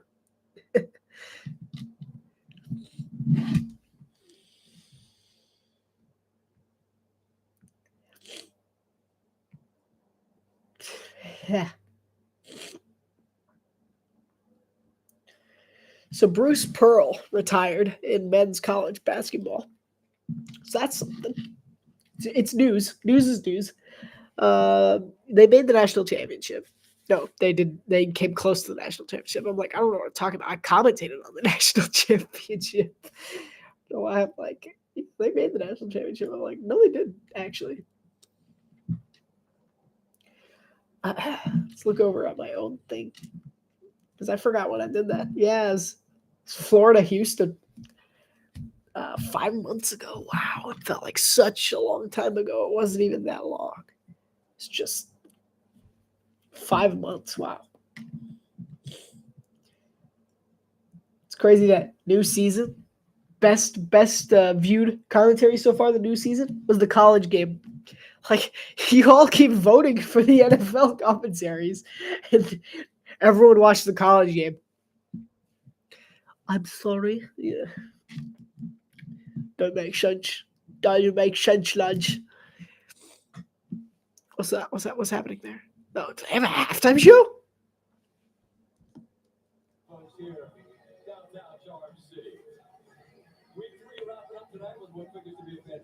No, that is good, Charlotte.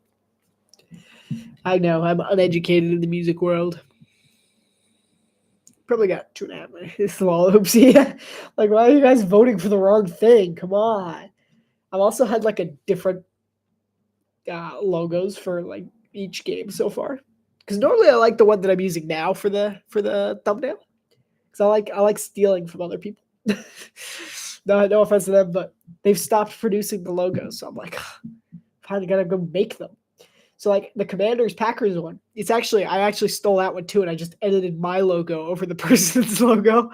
And then I made the Bills Ravens one. Like that one's me. That one's all me. Bills Ravens, I made that one. The Irish Hurricanes one I kind of stole as well, but I stole it from nowhere important. It was just like a standard. It's probably like the Miami Herald or whatever. nothing major. Wait, no, I'm just kidding. Miami Herald, please hire me. Just getting that out of the way. I'm a good writer too. Just don't look at my grades.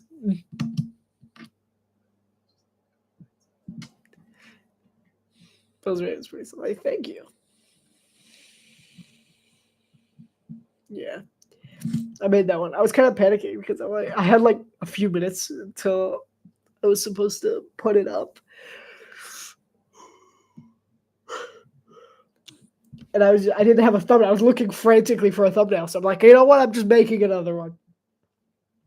I just made a brand new one. Usually I like the lightning. I think it's a cool effect. I think the logos look really crisp as well on the ones that I have for this one. It's just very crisp, which is why I like it.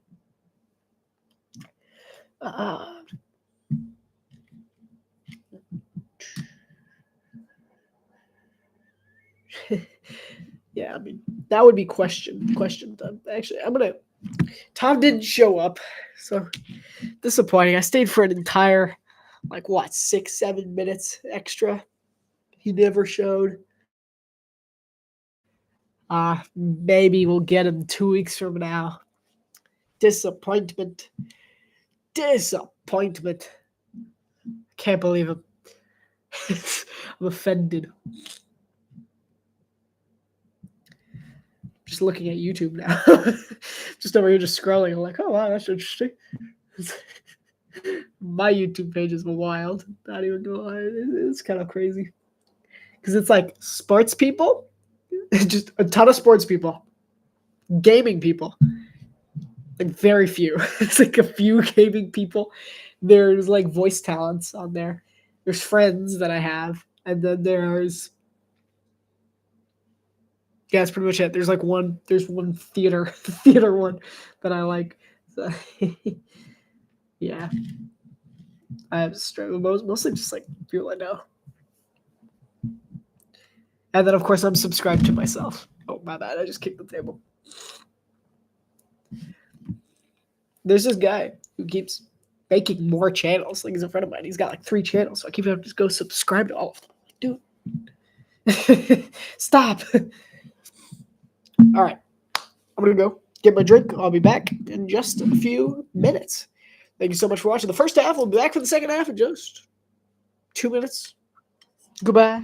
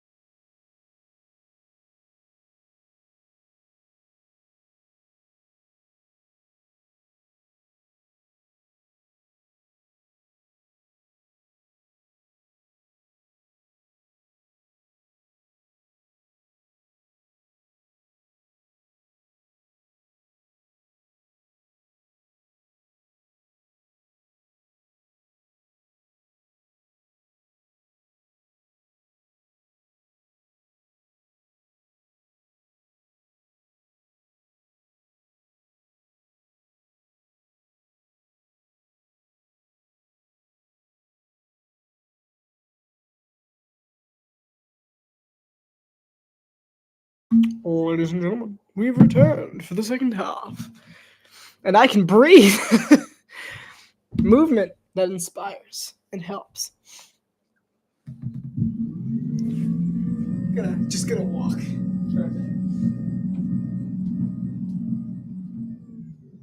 Just do the rounds. Oh, that's so good that I can breathe. I went downstairs, got down the stairs, and I'm like, it's so good. I'm like, oh, it's movement. Good to know. So yeah, for the rest of the commentary, I'm just gonna be doing this. Just don't pay attention if you get dizzy easily. Just look at your screens. Listen to the sound of my voice as it gets farther and farther, and then closer again, and then closer, and then it just ends up back. So yeah, I mean, I'll be getting a good workout. I think I'm gonna hit at least 2,000 steps. Not that I have an Apple Watch anymore. That's annoying. My Apple Watch broke a few months back, a while back, honestly, and I haven't bought a new one. 40 commentary. It's great. This is peak commentary right here. So I was thinking, like next time we do a football commentary at halftime, I should prepare like a PowerPoint presentation for the many reasons why Tom Grossi should agree to do a collab with me. I was thinking about it. It was one of those shower thoughts where I'm like, you know what would impress him a lot is if when he rated, I had a PowerPoint presentation ready and just showed it to him and been like, here you go, Tom. I know this sounds like it benefits me a lot more than it benefits you, but I am free. I'm free comedy content.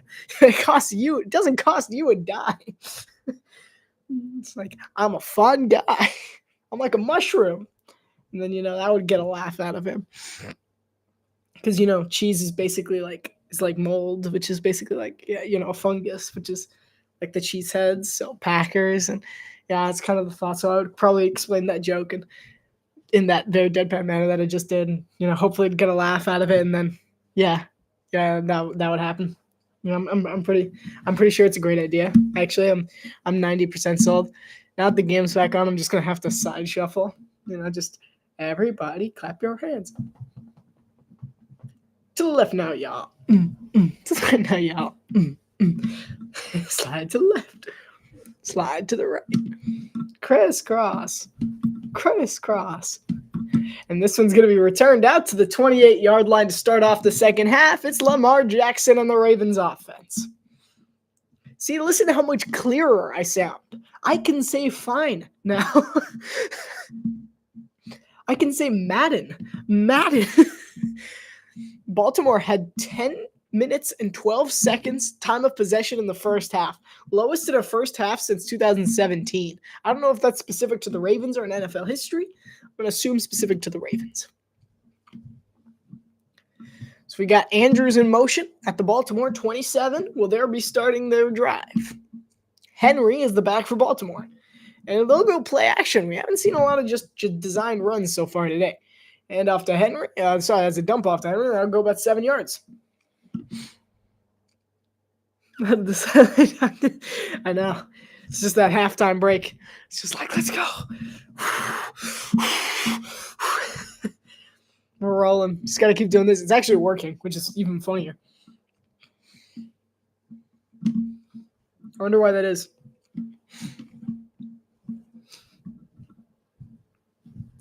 It's one of those things where I'm kind of hoping I fall and realign my back.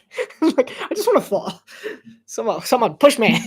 Hand off to Henry in I formation. He'll come a little shy of the first down, get maybe 2 yards. 3rd and 1. Oh no, it's coming back. Just walk faster.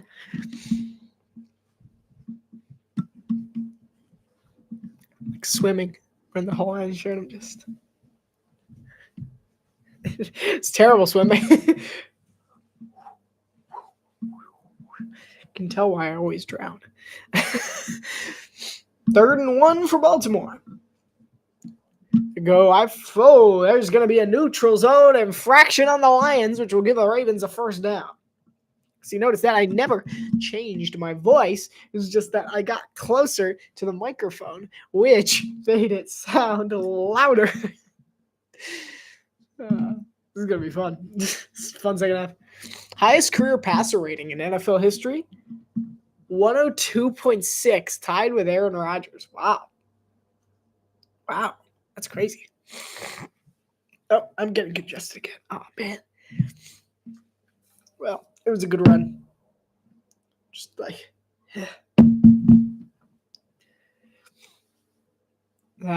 play action. Lamar throws deep. It should have been picked. He had it as Brian Branch has it in his hands and doesn't manage to get it. Every time he approaches the top of the stairs, I wonder if. Yeah. I might honestly, during commercials, I might just run down the stairs and come back up. Hey, it worked. It worked once. He really should have intercepted that. That should have been a pick easily. He knows it. To me, that's push-ups. That's the way I would run my NFL team. You drop an interception, you're doing 10 push-ups. I don't care. 30. Got to make those plays. 13-22, 2nd and 10. Lamar throws to Andrews. Throws short this time. It'll be 3 or 4 yards for Baltimore. Felt like I was about to sneeze there. So I was like, whew. Might be the first commentary I go without sneezing. Ironically, 3rd and 6 coming up for Baltimore on this opening drive of their second half. Ha. That was short-lived. It was good, though. I got to breathe for a second. 12:45 to play, 3rd and 6 for Baltimore. Tied at 14. Lamar throws over the middle. He's got Zay Flowers, and Flowers gets about to the first down marker, depending on the spot. They'll be generous. They're going to give him it. They're going to give him it. Yeah, I'm just going to be like, still commentating, just off screen for a second. Just get moving. Yeah, can you still hear me over here? Hope you can still hear me. I think this is a decent spot where you can hear me. Just kind of moving, like square dancing. I got friends in low places. And it works. Wow. It works fine, actually. Hand off to Henry. He'll get like 5 yards. Yeah, I'm just going to have to keep doing that. Who knew? Square dancing. You ever been country swing dancing? That's fun. Country swing dancing is fun. If you haven't been, I recommend. Get a good partner. It's a lot of fun. Even getting a not good partner, it's still fun. Speaking from experience, not really. Not really. Under center is Lamar, 2nd and 6. And he'll go play action. And he'll throw over the middle. He's got a wide open man. It's Charlie Kolar. Down to the 26 and 7 yard line. It'll be first down Baltimore. I haven't danced in front of humans. That's funny. I like dancing. I'm weird. I'm a weird guy. I'm eclectic. So you just see here the linebacker comes in on the blitz, and Detroit just simply forgot the art of the linebacker. Jack Campbell came down, and there was no one else. They just went with a weird like five linemen, 5 defensive backs, 1 linebacker scheme. Just did not work. So 1st and 10 for Baltimore, deep into Detroit territory already on this first drive of the second. I still have YouTube open. I'm looking at weird stuff. Like, I don't know what's happening. Dying again. But I have been known to injure an elbow, and I can picture the kind of dancing you doing. You're like flamenco.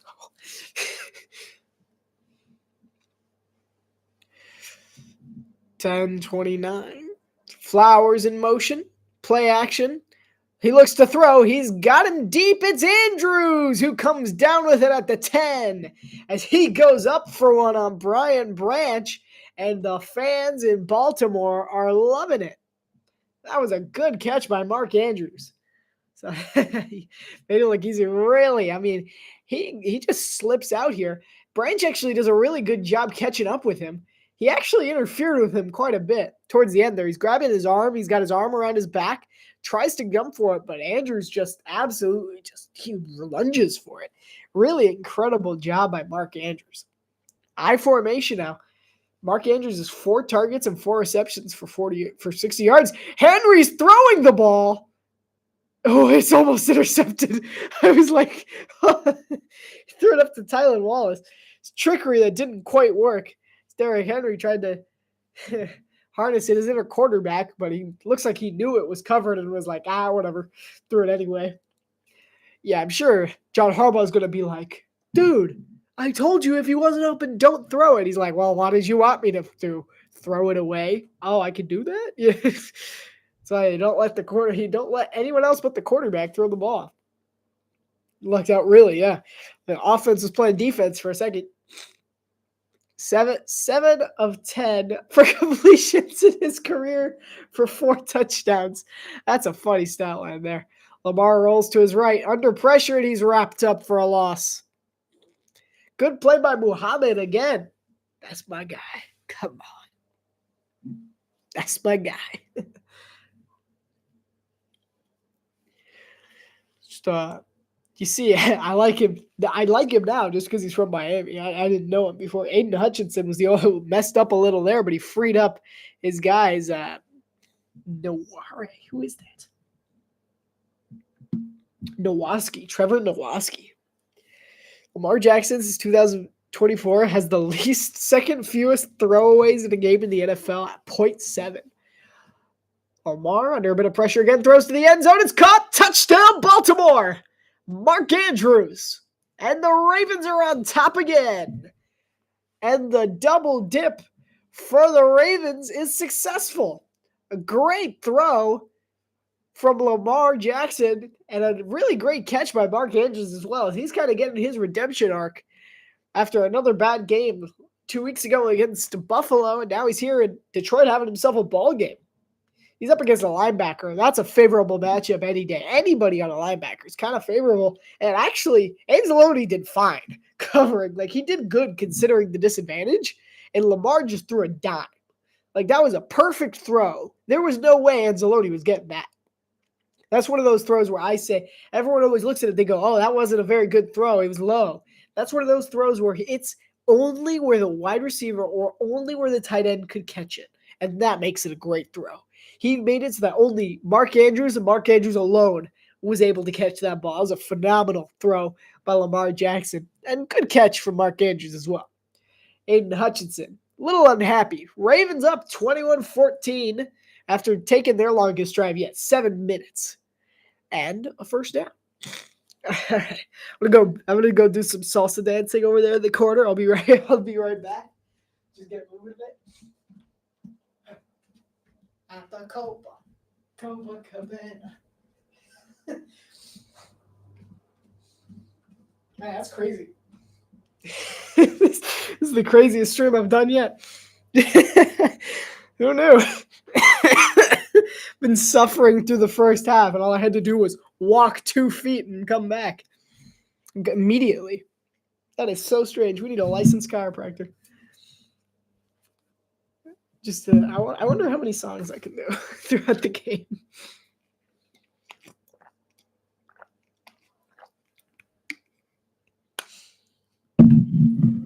Just give me a dance, and I'll do the dance over there, just off camera. We're gonna do it here too. I just don't think it works as well.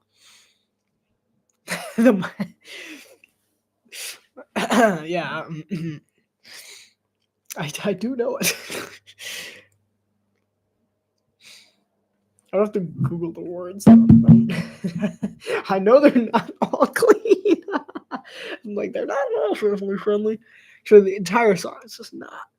All the very popular Spanish songs, like Despacito, I sing Despacito like an American, Despacito, or Macarena are both not clean songs, and everyone sings them, and they're like, "Oh, what a great song!" And I'm like, "Do you know what they just said?"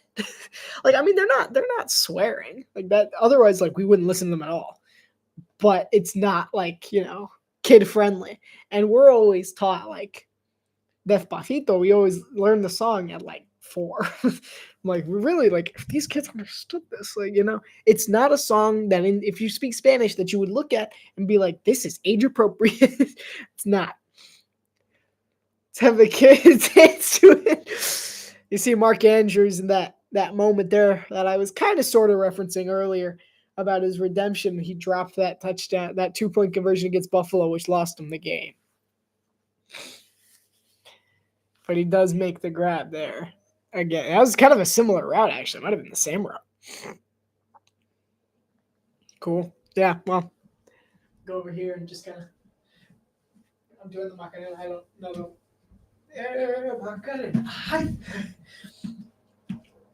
Didn't do that much that time. There's a flag. It looks like the ball didn't land in the landing zone, which will mean that Detroit will take the ball out to like the 40 or 45-yard line. Good deal. So a bad kick from Tyler Loop ends up with the Lions set up in decent position. At least I think that's what the penalty was. It's a landing zone. Let's see. Baby got back to me. That's a good. It's a good reference.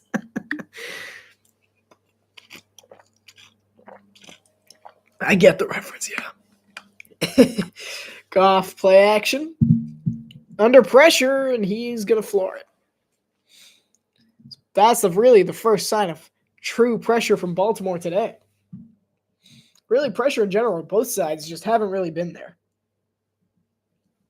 Sorry, that was weird. My Bluetooth connected over on the computer over here. I was like, that was weird. Somebody was. It was Mike Green who got the pressure on Goff. It'll be a handoff to Gibbs. Gibbs shoots the hole. He gets a nice little run there of 7. It'll be 3rd and short coming up for Detroit. 8:35 to play here in the third quarter. Baltimore leads by 7. Good game. Our score predictions looking solid too. Yeah, I mean, unless Detroit scores here, which they might.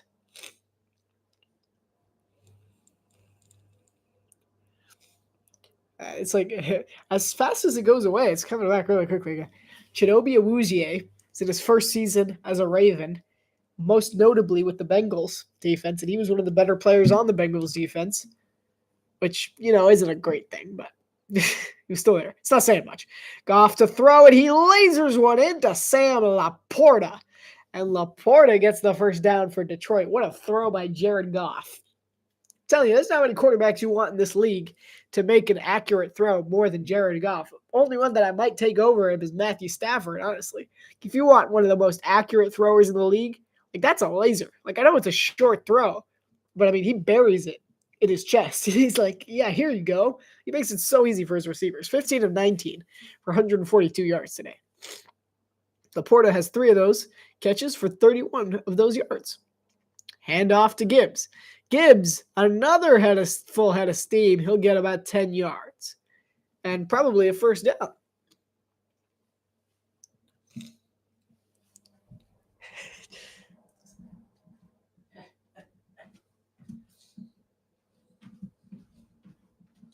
Right now I'm just spinning in a circle.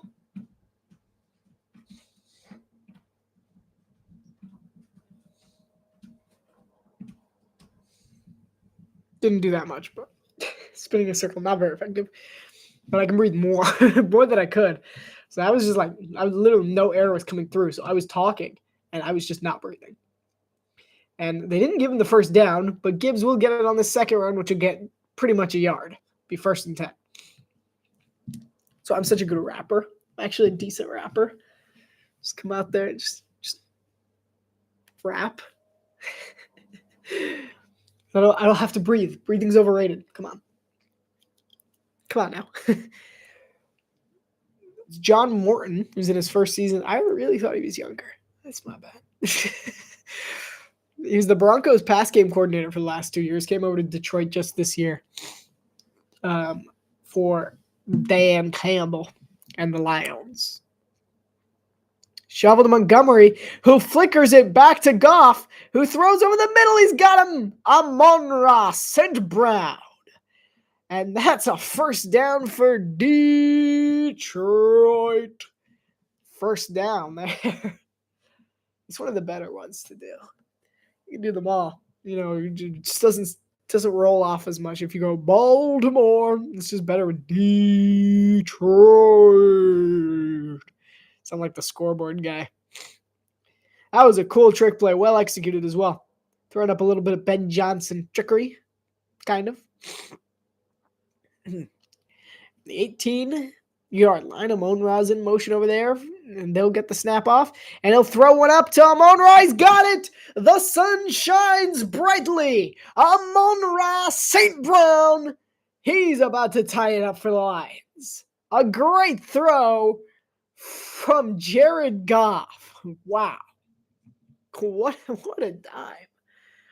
That was just a signature throw from Jared Goff and Amon-Ra St. Brown with the connection. I guarantee you I just won my fantasy game if I hadn't already.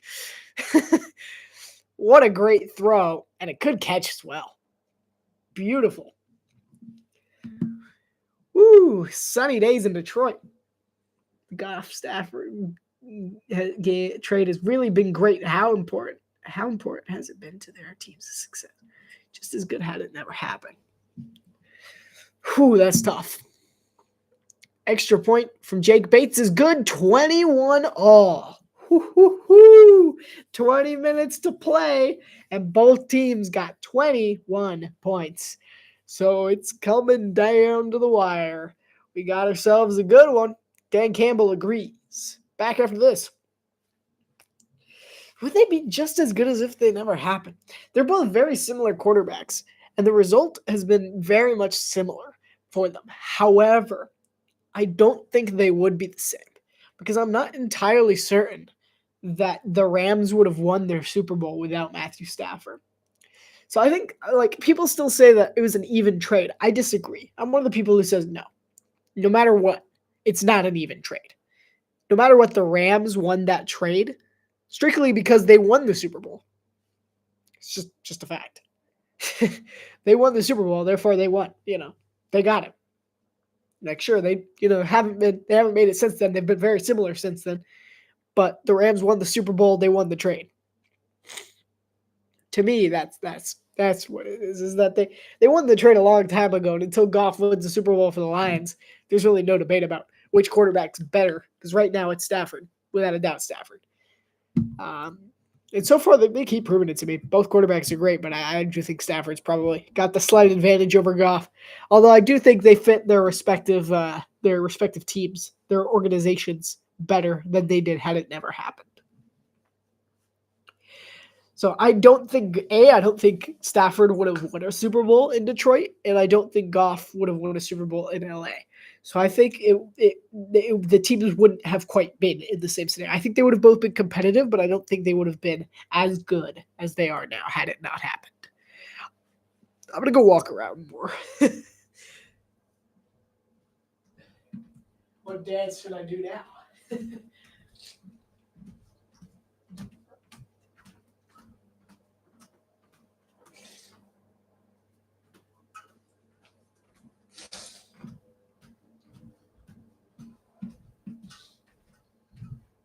What dance are we doing? The chicken dance? I feel like that's not going to help. But okay. I actually don't remember it that much. I only know one part.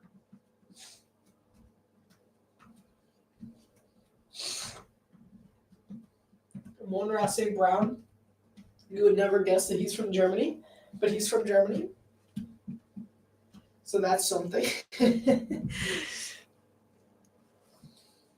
I really would have never guessed that he was from Germany, but he's a German native. He's Amon-Ra St. Brown from the motherland, which is actually from Germany. It's a very beautiful place. People are very nice, surprisingly. No, I'm kidding. They're very nice people. It was a very beautiful country. I very much enjoyed it when we went. The only problem was it was in summer and there was no air conditioning. It was very hot. It's very hot in Germany in the summer. So I struggled with that. It was just so hot.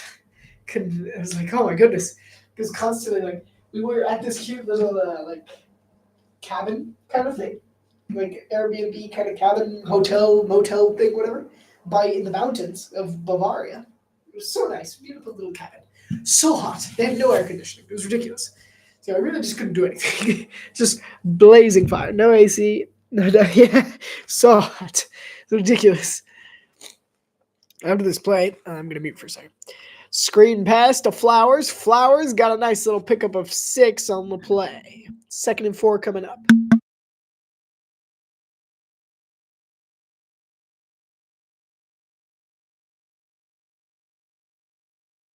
And we're back. It's just a small little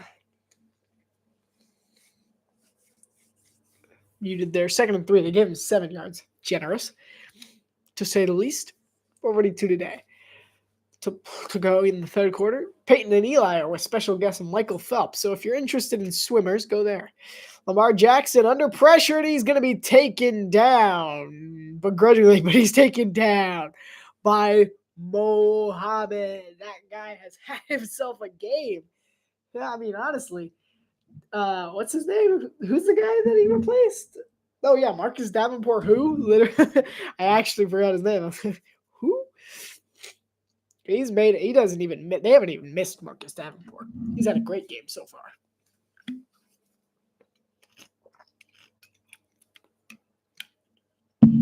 Third and 10 after that 7-yard sack.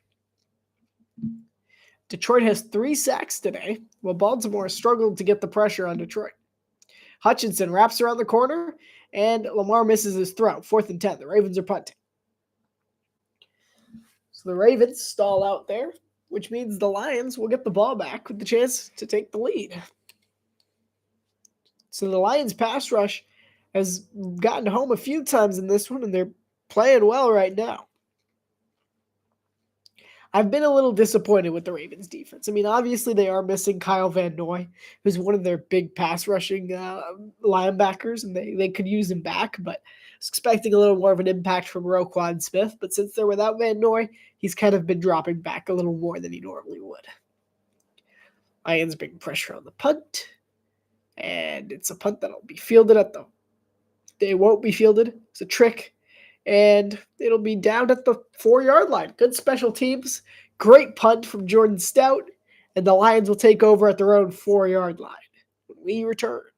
Or just in a second. I'm going to go walk around. Muhammad out of Miami. Guys having a game. Kind of like everyone in the University of Miami. Honestly, I think that's who you should root for as a college team. It's all about the U. The U is back. Or rather, the U is back. You would only get that if you watch college football.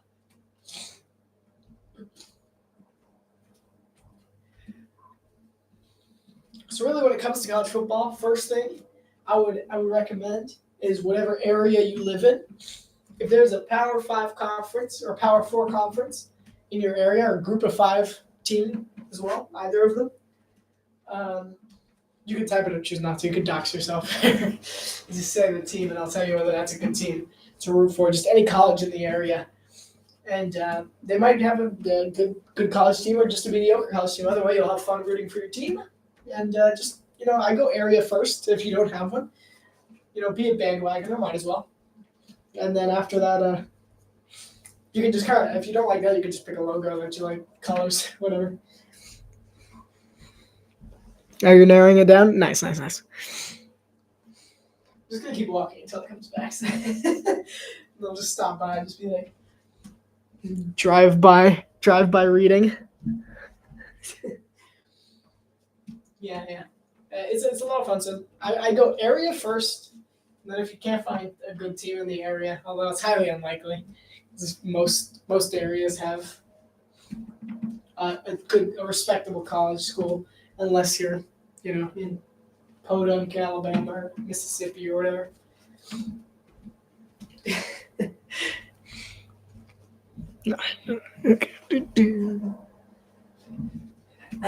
Colors-wise, I could give a few options on uniforms and colors because there's some teams that's colors really pop, like Legendary. You just let me know. Liv's Tavern over in Baltimore had a lot to celebrate so far offensively. There's a Dolphins fan there. What is he doing? The Lions are starting from their own 4-yard line. As soon as they line up, I'll come back on screen. Instead of walking in circles. Hey, it's a good exercise. It's good exercise, at least. If only Tom Grassi could see me now.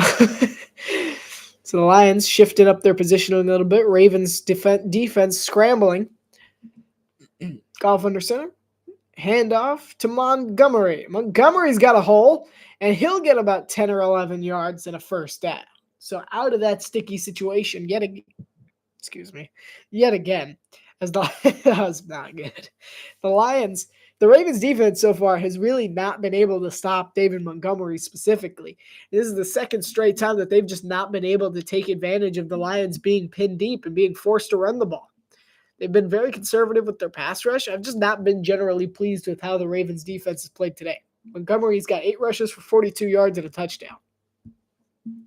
Goff under center again. Montgomery's still the back.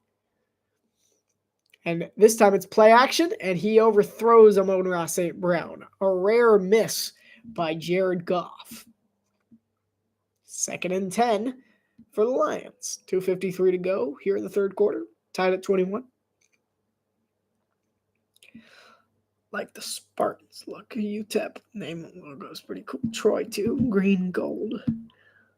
Bulls is pretty, and I like the idea of an Alabama price. That's a nice list. Hand off to Montgomery, and Montgomery again with the hole, the 40, the 50, the 40. He's gonna get chased down. I knew it. A great run from David Montgomery to the 10. I almost did it. I almost went. He could go all the way. I'm like, no, he's gonna get chased. You could hear it. I was like. But what a run from David Montgomery. See, he splits the gap there and then takes off to the races. Credit to Marlon Humphrey being able to track him down. But wow. And flips the field, does David Montgomery. Might as well have just taken it the rest of the way. I mean, come on, man. The great run from Montgomery gets the Lions now to 10-yard line. That was a 72-yard rush. It's time to swap him out for Jahmyr Gibbs. The Ravens cannot stop him. 7, maybe 6 on the run there. So that's Michigan State Spartans or another Spartans. There's multiple. UTEP's a cool team. I don't think I've ever met anyone who's a fan of UTEP or Troy for that matter. Green and gold USF, South Florida. Yeah. South Florida. I like the idea of the Rice Owls. So yeah. It's a fun name. They're in Texas, I believe. San Jose. Oh, my bad. I'm telling you, it was multiple. Throws to Laporta. Laporta will get maybe a yard on the extension. 3rd and 4 coming up. San Jose. Ooh, you got a lot of group of 5 teams there. San Jose is in the Mountain West. USF is in American. UTEP is Sunbelt. Troy's also Sunbelt, I think. And Rice, I think, is also American. It's not a very good team in the American. I think UTEP is Texas as well. It's UTEP, Rice, in Texas. USF's Florida. And San Jose. I have no idea where you live. Could live anywhere. So Detroit will be forced to call their first timeout after they were unable to get to the line before the play clock expired. 36 seconds until the start of the fourth quarter. 3rd and 4. Southwestern Florida is your. Nice. That would be where USF is. Like USF. They're like South Florida. Says who? I always make fun of them because they're like, we're the University of South Florida. No, you're not. Yes, we are. You're in Tampa. Yeah, South Florida. No, that's Western Florida. What's South Florida to you? The Everglades. Miami. You're not far enough south. Like, yes, we are the University of South Florida. Downtown Tampa is not south. Like, I don't want to hear if Orlando is central. It's like Orlando, Tampa. Like, they didn't go south, Eddie. You went west. Handoff Gibbs. Gibbs is gonna fall just shy. Big time play there by the big D lineman for Baltimore, Travis Jones, the nose tackle. He stuffed him there. John Jenkins as well. They ran a double nose tackle. Whew. 4th and 1. They're going for it. They don't have to. 13 seconds. They're going to try and draw them off sides. I'm like 99% sure. Wouldn't be surprised here. 7, 6, 5, 4, 3, 2. They're not even going to do the hard count. All right. Fourth quarter coming up. Tied at 21. We got a 4th and 3 and a big decision coming up for the Detroit Lions and the Motor City Lions. And the Motor City, I don't know what was going there. The Motor City Men. How about that? The Motor City Men up against the Blackout in Baltimore and King Henry and his crew. Coming up. Yeah. So when I think Southwest Florida, let me pull up my map. What immediately? I know what immediately comes to mind, but I don't actually know if the thing in my mind's actually technically Southwest Florida. We'll pull it up. Better out you here. Yeah, that's what I think when I think Southwest Florida, kind of Sarasota. That's to me Southwest. Sarasota, Fort Myers area, like maybe in between there. I think maybe Fort Myers is a little too far south to be Southwest, in my opinion. It's like to me, Miami's South Florida, Homestead, South Florida, Naples. I also think is kind of southish. It's a little southwest, but it's more south. I kind of cut off the southwest at Fort Myers, similar to how I cut off the southeast at Boca Raton and Fort Lauderdale. Then it just becomes south. Like that's how I judge everything. Is like Orlando Central, then there's a lot of nothing, then there's Miami, and so everything in that little nothing is still central until you get to Miami. Then it's south. North Florida, Gainesville. You're over there thinking like, what about Tallahassee? Tallahassee's in North Florida. No, Tallahassee's in Georgia. Leave it alone. It's Mississippi, Alabama, Georgia. Just pick a state. It's not in Florida.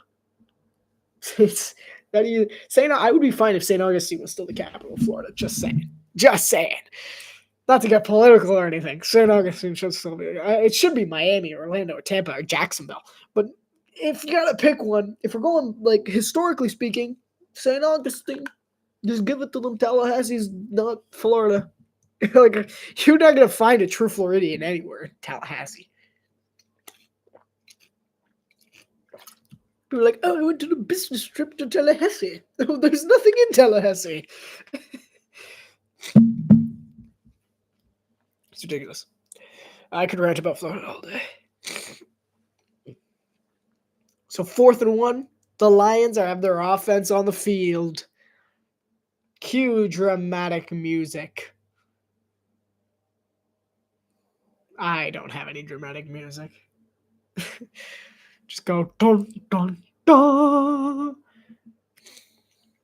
All right, 4th and 1 from the Baltimore 3.5. Goff under center. Gibbs is the back, potentially a mistake. Oh, touchdown! Oh my goodness! I love that. Are you kidding? That's amazing. Incredible. The handoff to Amon-Ra, then the shovel to Gibbs. Oh my goodness, I love that. Whoo!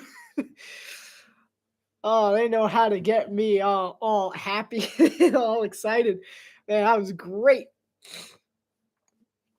Harnessing their inner Ben Johnson, what's left of him in the system. I love that. Incredible. Wow, the double handoff. I didn't see it coming. That was good. I knew something was up. I didn't expect him to hand it off to Amon-Ra. I really didn't. Extra point from Bates is down the middle, 28-21. That was a stylish 28. We got a good one. A good game, folks. A really good game.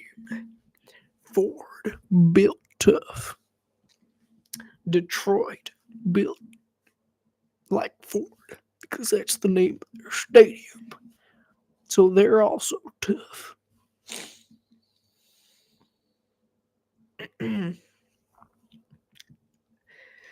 Yeah. So Florida, we look at the Florida hierarchy of teams. I was worried the Lions are going to get right today. Like legit, yeah. I mean, it's been a good game. I was a little concerned about it too. I was kind of like, all right. I was kind of begrudging. Like, I don't want to do another Ravens game because I know I got somebody who's a Ravens fan who's going to blame me if the Ravens lose. I know he was mad at me. He was in the chair the last time the Ravens played. You want to remember him? He yelled at me after the game. He was like, "This is you. This is all you." I'm like, "What did I do?" Like, you jinxed us. I'm like, "How did I jinx you?" By commentating. Like, I'm sorry. I'm like, oh man, I gotta come in because the funny thing is the same guy commented on the post and he's like, "Don't you dare do Baltimore." I'm like, I don't want to do Baltimore. I actually rigged the votes, and he didn't see that. I rigged the votes, and it still didn't work. I'm like, you guys are crazy. It doesn't make sense. It's not even that good of a game. So I was like, I'm like, it's not as good of a game. Yeah, that's funny. Yeah, I'm gonna be getting an angry phone call tomorrow. Or later tonight, honestly. I might just ignore him. Just do like doo-doo. Double click. So I did last time. He called me immediately after the game. I double click, talked to him in the morning. He's like, "What did you do?" No. It wasn't my fault. Okay, it wasn't me. I didn't do anything. I didn't say anything. All right. Anyway, South Florida hierarchy of college teams. Number 1. Sure. What do you mean? It wasn't me. I didn't do anything. This is so cool. They're showing it again, rightfully so. I knew something was up when Amon-Ra got the ball because I saw him. I was just like, okay, whatever. It's just trickery. And then they gave it to him. And I was like, huh? Because I knew he didn't have a look. I saw he didn't have any sort of look. He didn't have any angle that could have possibly scored there or gotten even a yard. The shovel he gives perfection. Love it. Kickoff here. It's returnable. And it will be returned at about the 15. And he'll get out at about the 28. Big hit on the sideline there. Yeah. So Florida, Miami Hurricanes number 1, Florida State number 2, USF number 3, FIU number 4, FAU number 5, Bethune-Cookman number 6. Let's see. Who else is there? UCF. UCF's higher than Bethune-Cookman and FAU. FAU is pretty low. Probably FI. It's like Miami, Florida State, USF, UCF, FIU, FAU, Bethune-Cookman, then the University of Florida. There you go. You got your Florida hierarchy. Lamar on the run option will get an easy 4 yards. Love run options. They're easy yards. So yeah, don't do whatever you do. Don't be a Gators fan.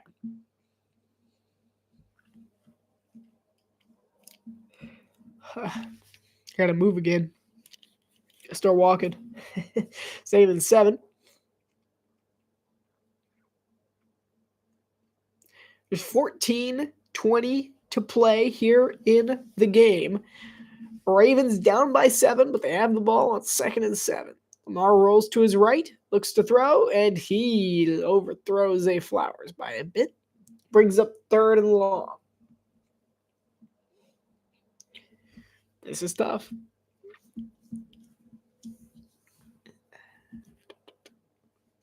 Cal, I'm running out of things to talk about here. Help me out.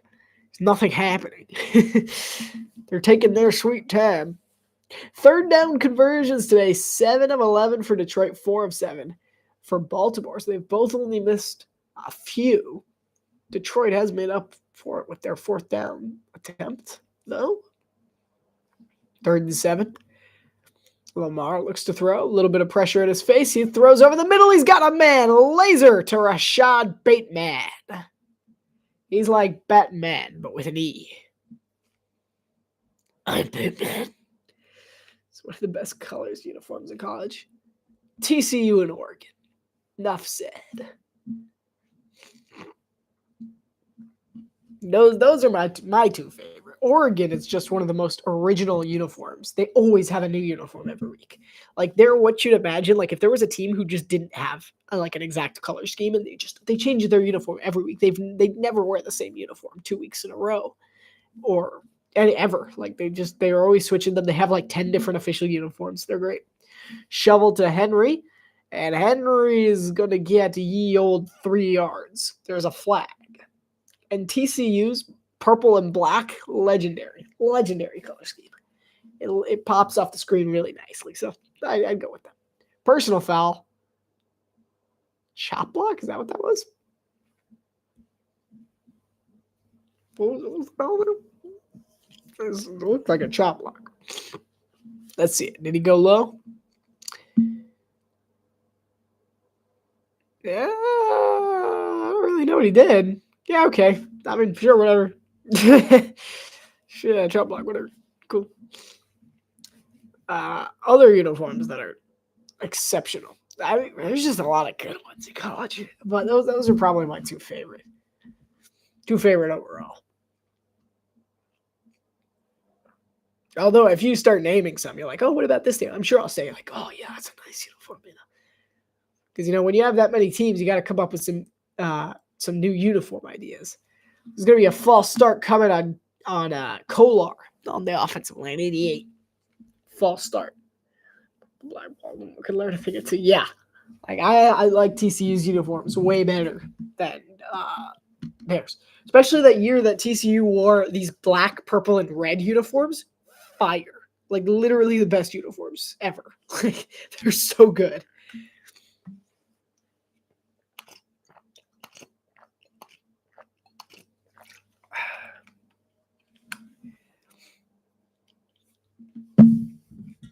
First and 15.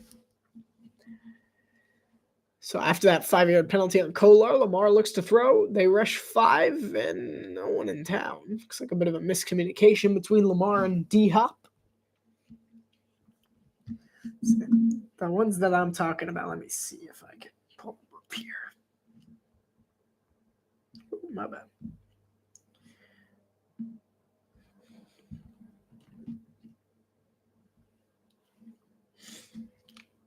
They're like grayish. They're not really black. But they're just so nice. They're by far my favorite uniforms. I'll try and pull this over. That doesn't work. It's just like those right there. They're really nice. Lamar to throw over the middle. He's got a man. It's Rashad Batman. It makes the catch. First down, Baltimore. So it's just that red little color scheme there. It just looks so nice, like on screen. Those are probably one of my favorite uniforms. Period. Yeah, the red looks beautiful. Like it just made the uniforms show up so much better. And then Oregon just has a classic rotation of uniforms, and they all look exceptional.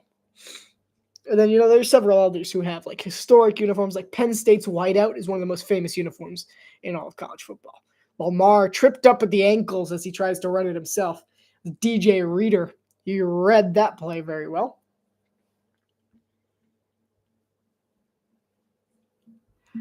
I happen to be somewhat of a uniform expert. Other people who are watching are just like, this is so stupid. Just commented on the game.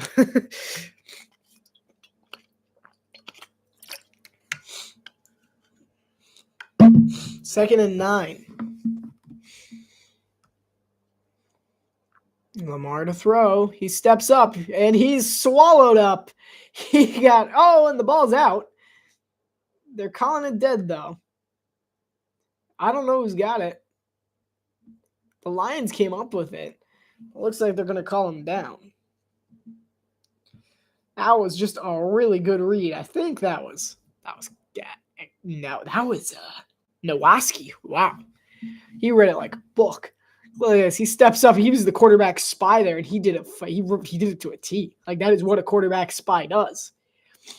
And Lamar stepped up, and he just swallows him up beautifully. Let's see whether he was down or not when that ball comes out. I don't know. It's the fourth. They're saying down. Whatever.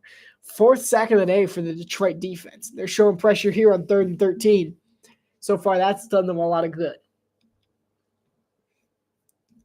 10:40 to go for the Ravens. Lamar, under pressure, steps up. Anzalone's the spy. He gets away. There's another one. He rolls to his right and he's tripped up. More great linebackers for Detroit. Incredible. Wow. That was Derek Barnes this time. They had a double spy. That's crazy. That is an intense defensive scheme. They really wanted to stop him from running. You see here they have a double spy, which I was not expecting. I thought there was only one. Because you see Barnes kind of looks like he's dropping in. Anzalone comes down as the first one, and then Barnes closes in. So all along, they were running a double quarterback spy. Which when you think about it, it's a genius strategy to take on Baltimore. It just deprives you of a middle-of-the-field linebacker. So they were playing man there, which is interesting. Not traditional Baltimore scheme, but definitely fascinating. 41-yard attempt for Tyler Loop-de-Loop. And this one's going to loop-de-loop on out and in. Never mind, he got it. It's good. It looked down. Oops, sorry. And that is going to be a field goal, 28-24. The Ravens are still down by 4, but it looks like we're going to get a winner. It's not just going to be a tie. Someone's going to pull away. Loop-de-loop with the field goal. I thought it wasn't a great angle. I really love the scheming of the defensive coordinator, the new defensive coordinator for Tron Air. Wait, what's this?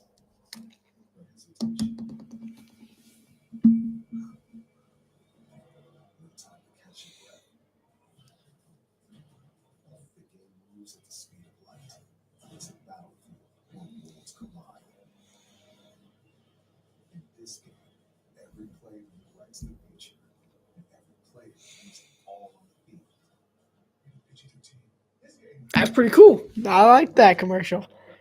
I still don't think it's going to be that good of a movie, but I like the commercial.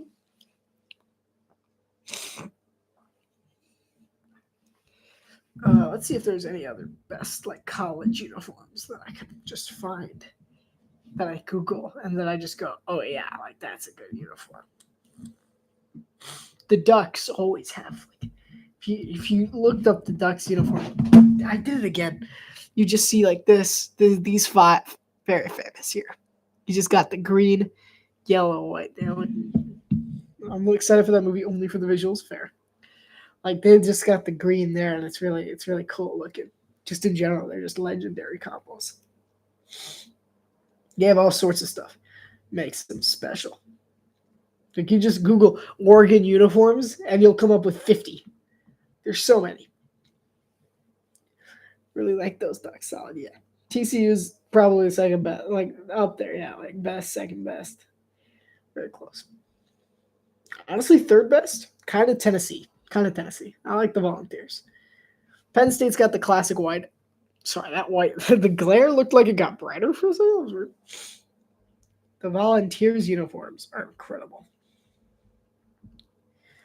Let's pull them up because they fit the school better than anyone. They just have the white and orange, and then they have the orange and whites as well that are really good. But these are the ones that catch attention.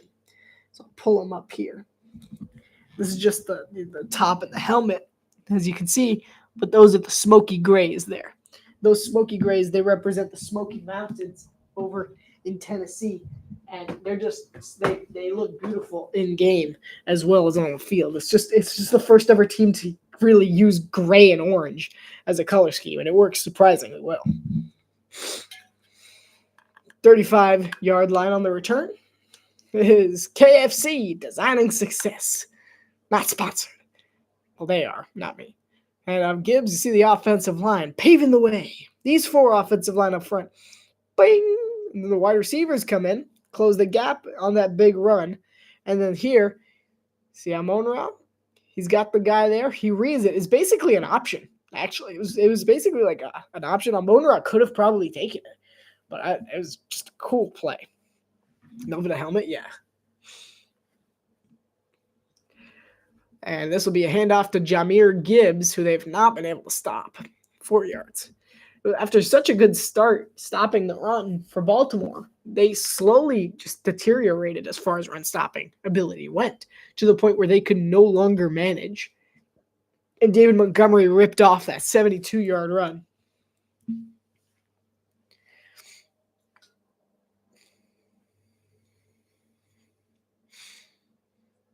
Well, oh, yeah, they've had a good game. They've had 174 rush. I was having trouble reading that statistic. I was like, huh? Wouldn't make sense. They formatted it very strangely. 8:53 to play. Play action. Pressure coming for Goff. Goff throws over the middle, and it's tipped incomplete. Nate Wiggins with some lockdown coverage there brings up 3rd and 5. Sorry. Was Isaac Tesla, the rookie out of Arkansas, who was the intended target. He had a great preseason, and he's had a pretty decent start to the season as well. See, that was an interesting matchup there. Nate Wiggins against Isaac DeSlot, two young guys going up at it.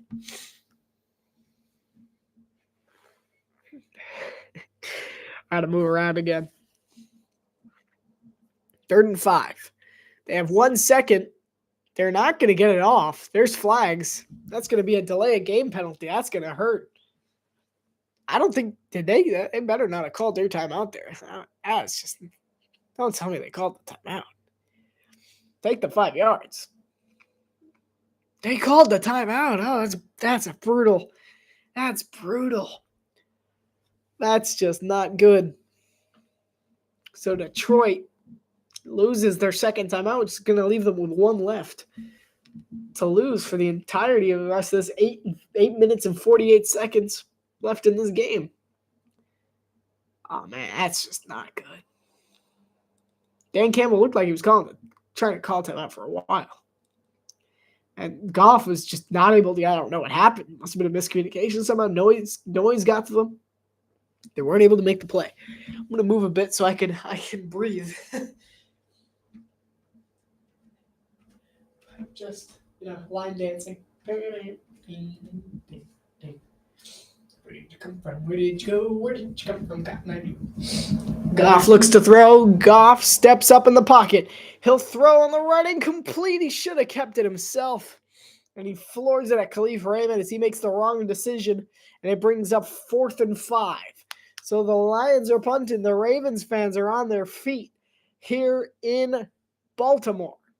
The Lions will be forced to punt. Really good defensive stand by the Ravens. Yeah, you got to just run that one. You got to know the opportunity. He had the space. He probably could have gotten it, but he just decides to throw at the last second, and he misses him. Comes the punt from everyone's favorite punter, Jack Fox. And he's got a big leg, and this one will land at about the 11, almost dropped by Jahante, and it's returned to about the 21-yard line. 8.5 minutes. The Ravens and Lamar Jackson will have down by 4. The comeback. It's very much alive, but it's been a very good game so far. What was that? I'm hearing sounds now. It sounded like the airdrop sound. You know how you get the thing? It's like do-do-do-do-do. Like I heard that sound. I feel like my neighbors are trying to airdrop me something. It's just like a thing that says "Shut up." Next week, they got the first ever NFL Dublin game. That Dublin game over there in Dublin at Croke Park. We have the Minnesota Vikings taking on the Pittsburgh Steelers. If you're wondering how my Irish accent got this good, it's because I spent too much time around Irish people. This is actually how they talk for the most part. They're mostly like, "Oh, where are you from?" I go, "I'm from Belfast." "Are you sure?" "No, Belfast is too touristy." "Right answer. Where are you from?" Lock. Just always get stuck there. They never keep talking to me after that. Just be like, "I'm from Florida." "I'm from the place. It's very sunny. We have a lot of sun there in Ireland, in this place." "Where in Ireland?" "Florida." "Isn't that a place in America?" "No." "All right."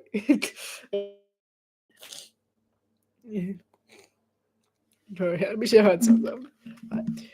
Make sure my Irish accent isn't being too tainted by me nose, my nasally sound. It's actually higher pitched than I'm hearing. Let's see if I can go deeper. "Oi, I'm from Ireland." Actually, that's not bad. It sounds a little more Scottish, but it's probably a deeper Irish accent, honestly. This one is a local for sure. "Where are you from?" "Belfast." "Oh, really?" No, that's just for the tourists." I remember there was an entire time where I went around a grocery store and I would use different kinds of accents from different European countries to see if anyone would be like, "Hey, I know this." "Hey, where are you from?" I did with French, I did Spanish, I did Czechoslovakian. Don't ask what that accent is. I did South African. That's a fun accent. I did British, Irish, Scottish. They don't ask British for some reason. Irish, they're too worried about colonizing. In Ireland, but if you go around and you start talking in Scottish accents in the grocery store, "I've got me eggs. I'm over here. I'm buying the eggs." What's this? You want some milk? I'm going to get some butter. Then you start getting some odd looks. Oh, Henry fumbles, and it's picked up by Detroit. First down, Lions. Oh, my goodness. I'm going to get blamed for this. And Derrick Henry fumbles for the second time that I have commentated on a game. Derrick Henry's so secure with the football, and he fumbles there. You're still an ad for me. Wow. Oh, man. Hutchinson just gets all fist. Wow. Aiden Hutchinson, the difference maker. I did not see that coming. And so the Lions now have the ball at the 21-yard line with the chance to basically end the game. Derrick Henry's distraught on the sideline. That is unfortunate. Ravens defense needs to step up here. Handoff. Montgomery, he still gets 3 yards. It's just unacceptable. Unacceptable. I can't believe he fumbled there. Yeah, against Buffalo week 1, I remember this when he had the fumble. And I was like, are you kidding? He's normally so secure with the ball. And now we have it again here. Similar scenario where Hutchinson comes from behind and just pops it out. And considering Derrick Henry is one of the most secure ball handlers in the league, it's just stunning to me. Crazy. 7:50 to play. 2nd and 7 from the 13. Montgomery gets the first down, and it looks like the Lions are about to make it 35-24.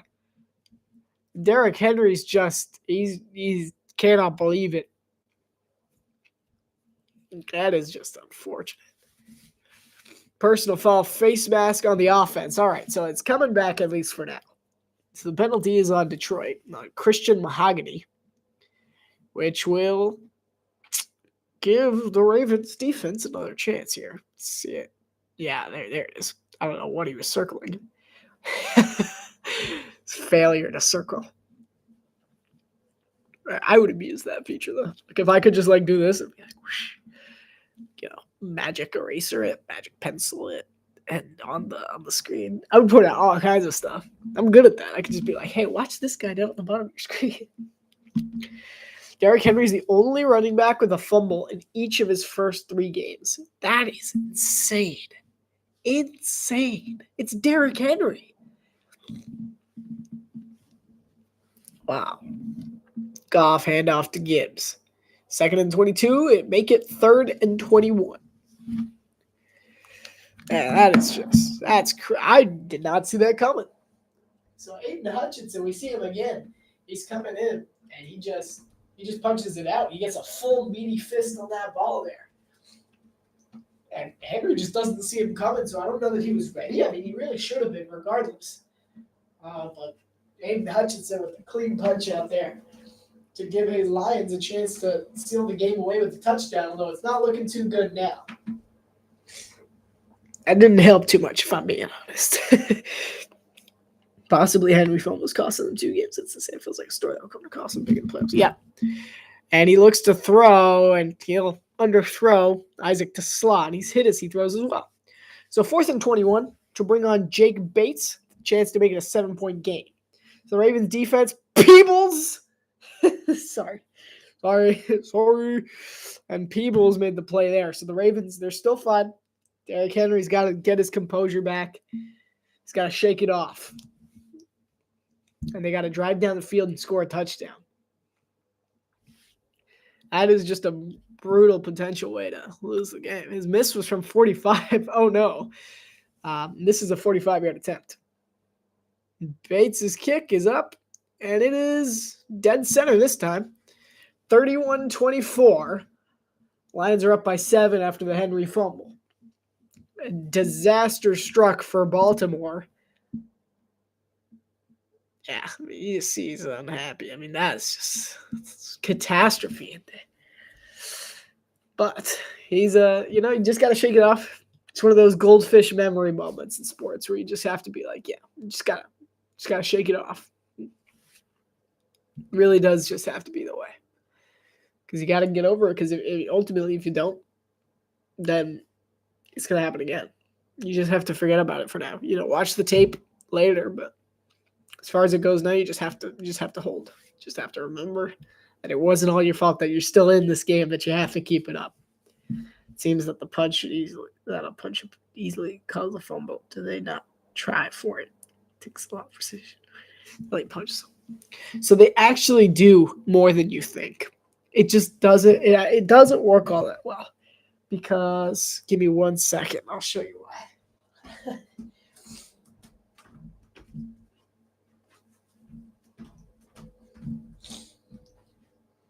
I have my ball here. It's not a very well inflated ball, but it's a ball, formerly known as a Tampa Bay Bucks ball. Formerly. So the thing is, if you're holding the ball like this, yes, that's an easy fumble all the time. If you're holding the ball like Henry was, which is here, that's a fumble. Yes, if you punch it. But here's the thing. Deflate gate. Yeah. And I got it during the Brady era in Tampa Bay as well. But if you're holding it like this, where your bicep is here and it's pushing into your pectoral muscle,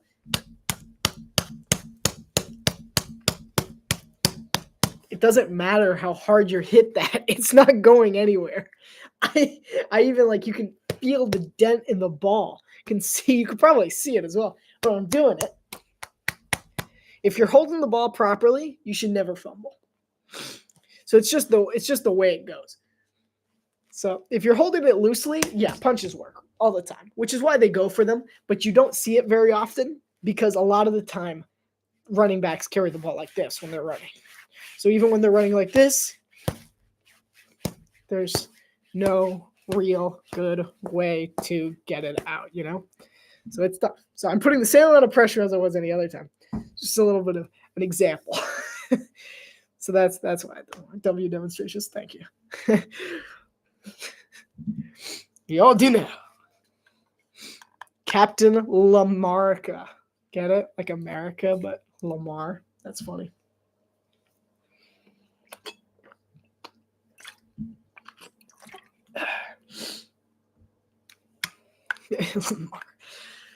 And this one will be taken back at the 10 by Rasheen Ali. Ali is stuffed at the 31-yard line.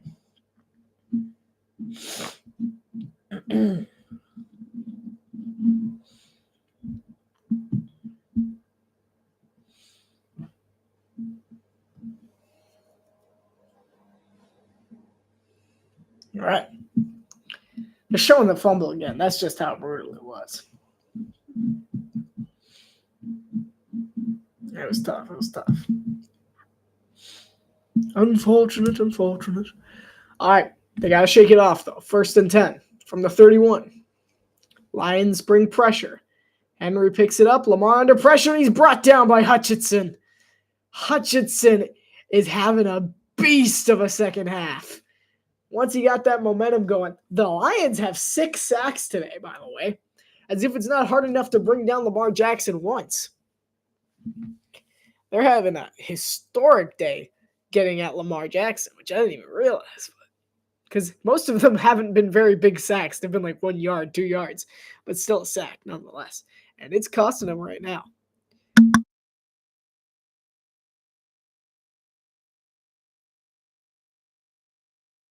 Turns out I could not go the whole time without sneezing. Lamar Jackson to throw. He'll dump one off to the running back, Hill. And Justice Hill will get 4, maybe 5 yards on the play tackle made by Terrion Arnold. 3rd down for Baltimore. 3rd and 12. I was so close to it. I only had 5.5 minutes left to go without sneezing. That's so unfortunate.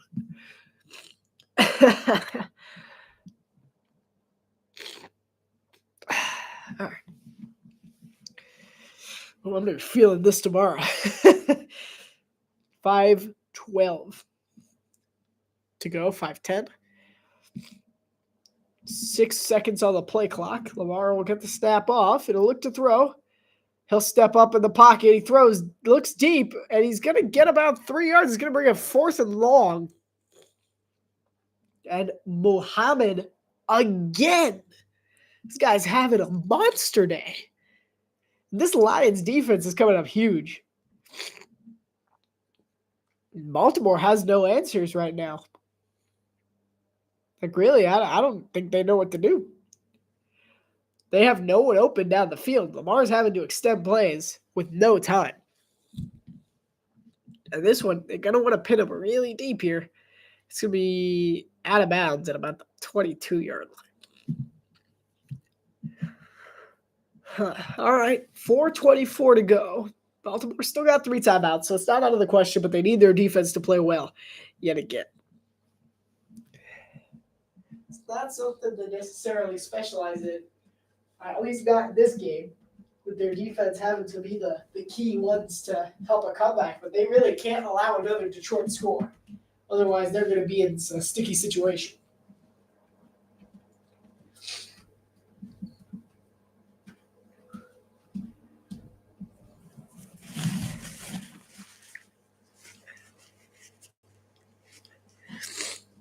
Ooh. I'll eat for a second.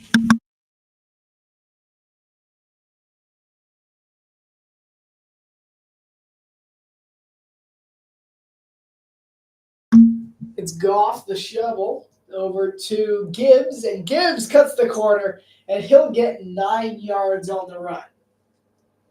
So already not a good start to this drive defensively for Baltimore.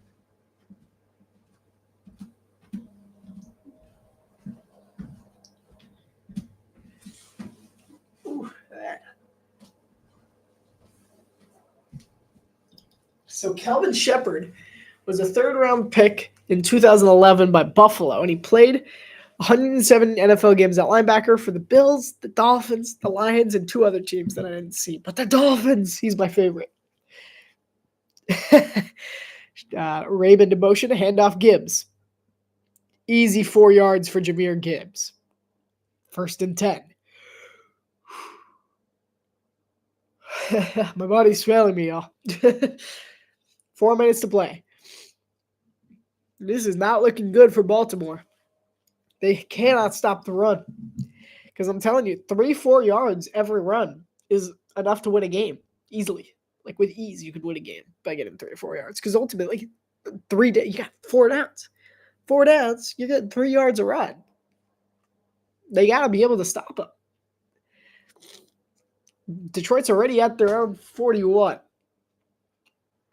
3:33 to play. Handoff to Gibbs. Gibbs is going to get 2. 2 or 3. Depends on the spot. I'm going to give him 2. 2 yards.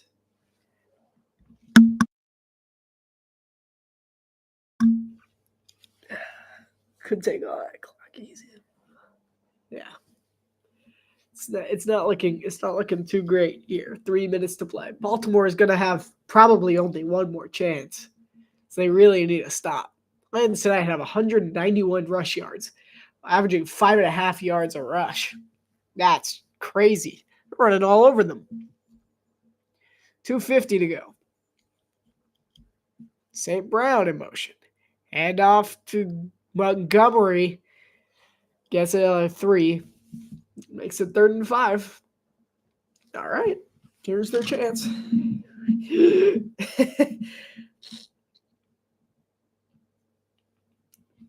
Next Monday Night Football game for the Lions, they got the Tampa Bay Buccaneers. It's a good game, y'all. Might be there. I kind of like the Buccaneers this season. I was talking to some people, and I said the Bucs, they have a wide receiver for every situation.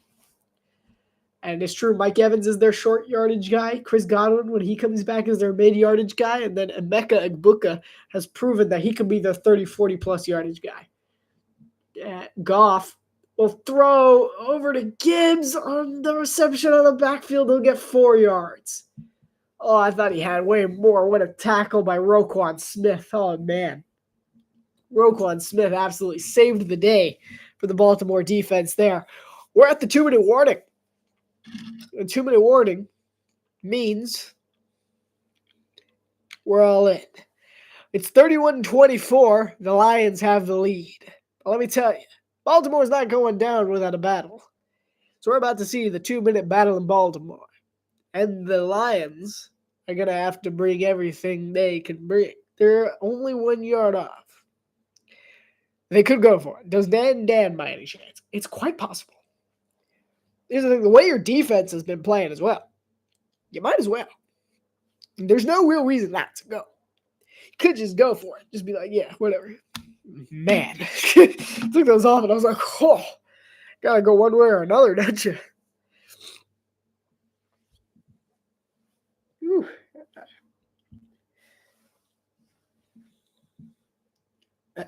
Yeah, so next week, no good games. Week 5, not on here, of course. So Baltimore's upcoming schedule. They got Kansas City next week in America's Game of the Week. They got Houston and Los Angeles. Then they have Chicago. They have the Dolphins on Thursday Night Football, because why not? Then they get several bad teams. Then they get the Bengals on Thursday Night Football, because why not? Actually, that's like that. Is that the Thanksgiving game, November 28th? What is that day? Why is that one on NBC? Yeah, that's on. No, November 27th. Confused. Anyway, they have a game against the Bengals. So they got 2 more night games left on their schedule. So it doesn't look like we'll be seeing much more of Baltimore anytime soon, at least. Out of those, the only game we might be seeing them is Cincinnati, and even then, I think this might be the last time we see Cincinnati until the playoffs. And Detroit, I think we got a different story, because I know they got Tampa. Actually, they got Kansas City in a little bit on Sunday Night Football. Then they got Tampa the following week on Monday Night Football. Then they have Philadelphia on Sunday Night Football. They got Dallas on Thursday Night Football. They got themselves a schedule, so we might be seeing the Lions a good amount later. Yeah, they got a couple of big games head their way. Baltimore might be the last we see of them.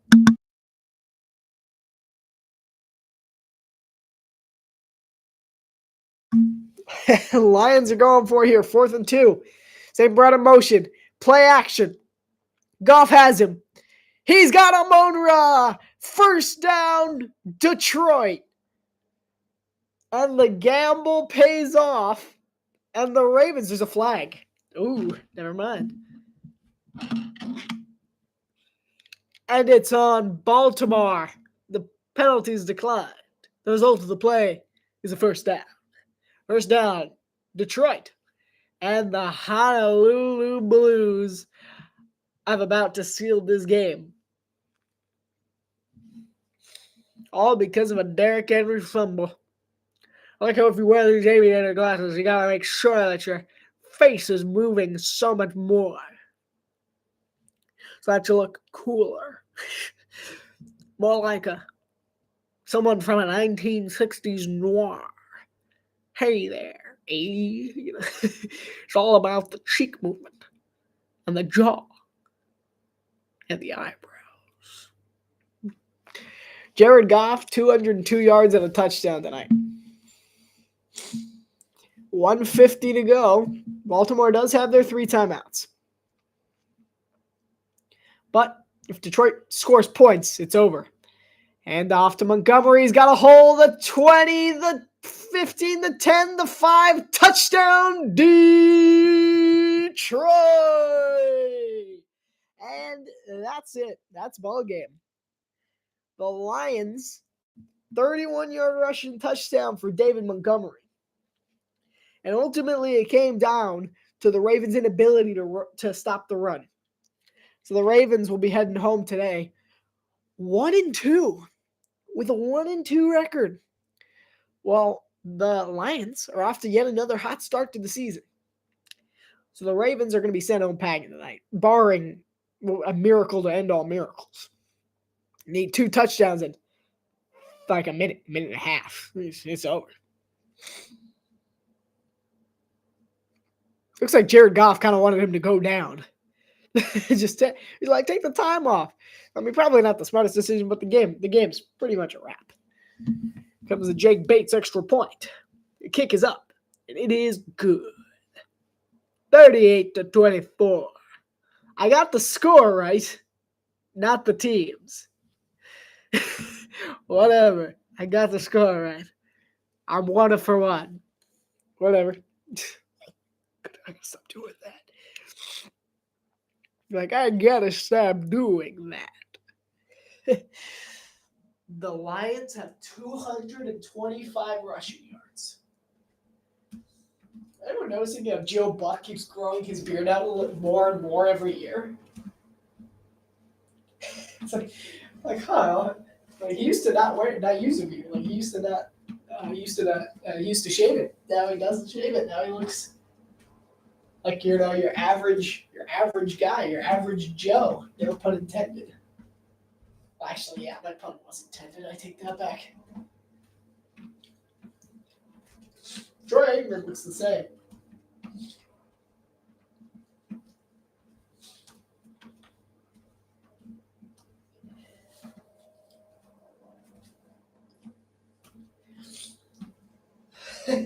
Don't let it be said that I never did a commentary sick. This is actually my second commentary I've done sick. It's actually more sick the last time I did a sick commentary. That was fun. Anyone remember that? That was awful because I had a sore throat that time. So I was popping throat lozenges throughout the night. So 15-2 season from 2024 was the most wins in franchise history. And they had a spike in wins, needless to say. They went 3-13-1 to 9-8 to 12-5. Then suddenly they were 15-2. So they spiked a little bit. So the Ravens, game's pretty much over. But they're fighting back anyway. Throw deep for Lamar. He's got Bateman. He overthrows him. Second and 10. Lamar's just not having the best day that he would have wanted to be having. See if the headphones add to the ensemble anymore. That would just look like a really cool DJ. Just like start playing some tunes. Don't you dare fall. Okay. It's 1:37 to play. Detroit has dominated the time of possession in this one by 7 minutes. Second and 10. Minute 35 to play. Lamar, he's backtracking way far. That's the 7th sack of the day. And this game's over. Alex Anzalone with the sack on that one. 7 sacks. Wow. Baltimore's just, their defensive incompetence today has just been awful. They've been terrible defensively. Well, Detroit, although they've allowed 24 points by Baltimore, they've had an incredible defense. And honestly, they look amazing. This is a Detroit defense that looks more complete than they did at any point last year. Lamar steps up, throws to Justice Hill. And Hill somehow survives the initial tackle. He's in a foot race down the sideline. He's out at the 42 or 43 of Detroit. I don't know how he escaped that. So at least a little bit of fireworks here at the end of this one.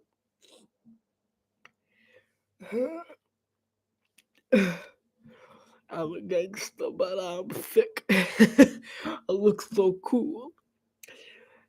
But Dan Campbell has got back-to-back division titles for the Lions for the first time since 1952 to 1954. It's been a bit. First and 10, Lamar to throw. He throws deep. He's got Bateman. 46 seconds.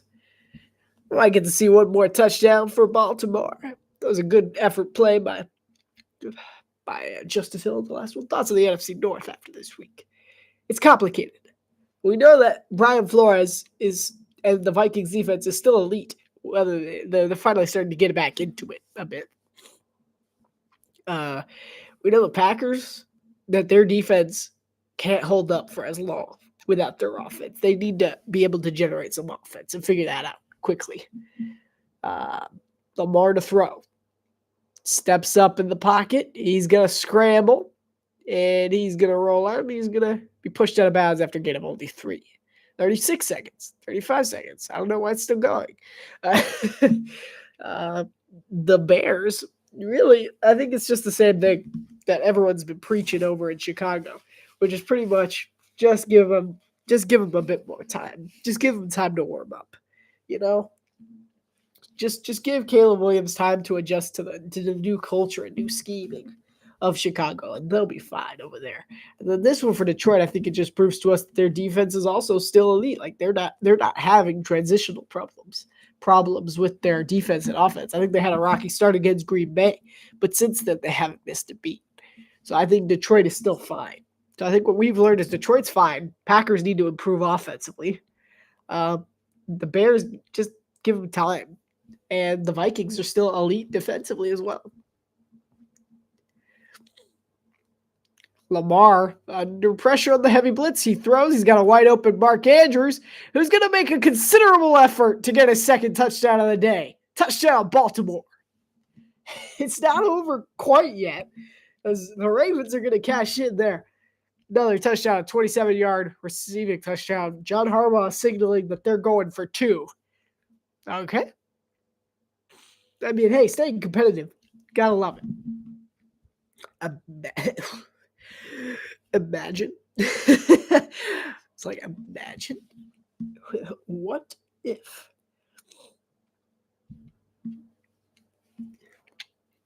Been a very entertaining game so far. I'm definitely going to get blamed for this loss for Baltimore. I can already feel it. I really can. It's not good. Hasn't been a great game for the Ravens. Not the best game. Amazing. Imagine overtime. Yeah, they're going for two, though. There's no way. Baltimore is in it to win it at this point, if they're going to win.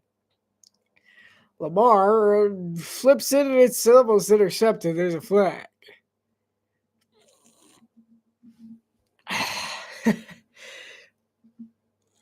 Just me inhaling sounds awful.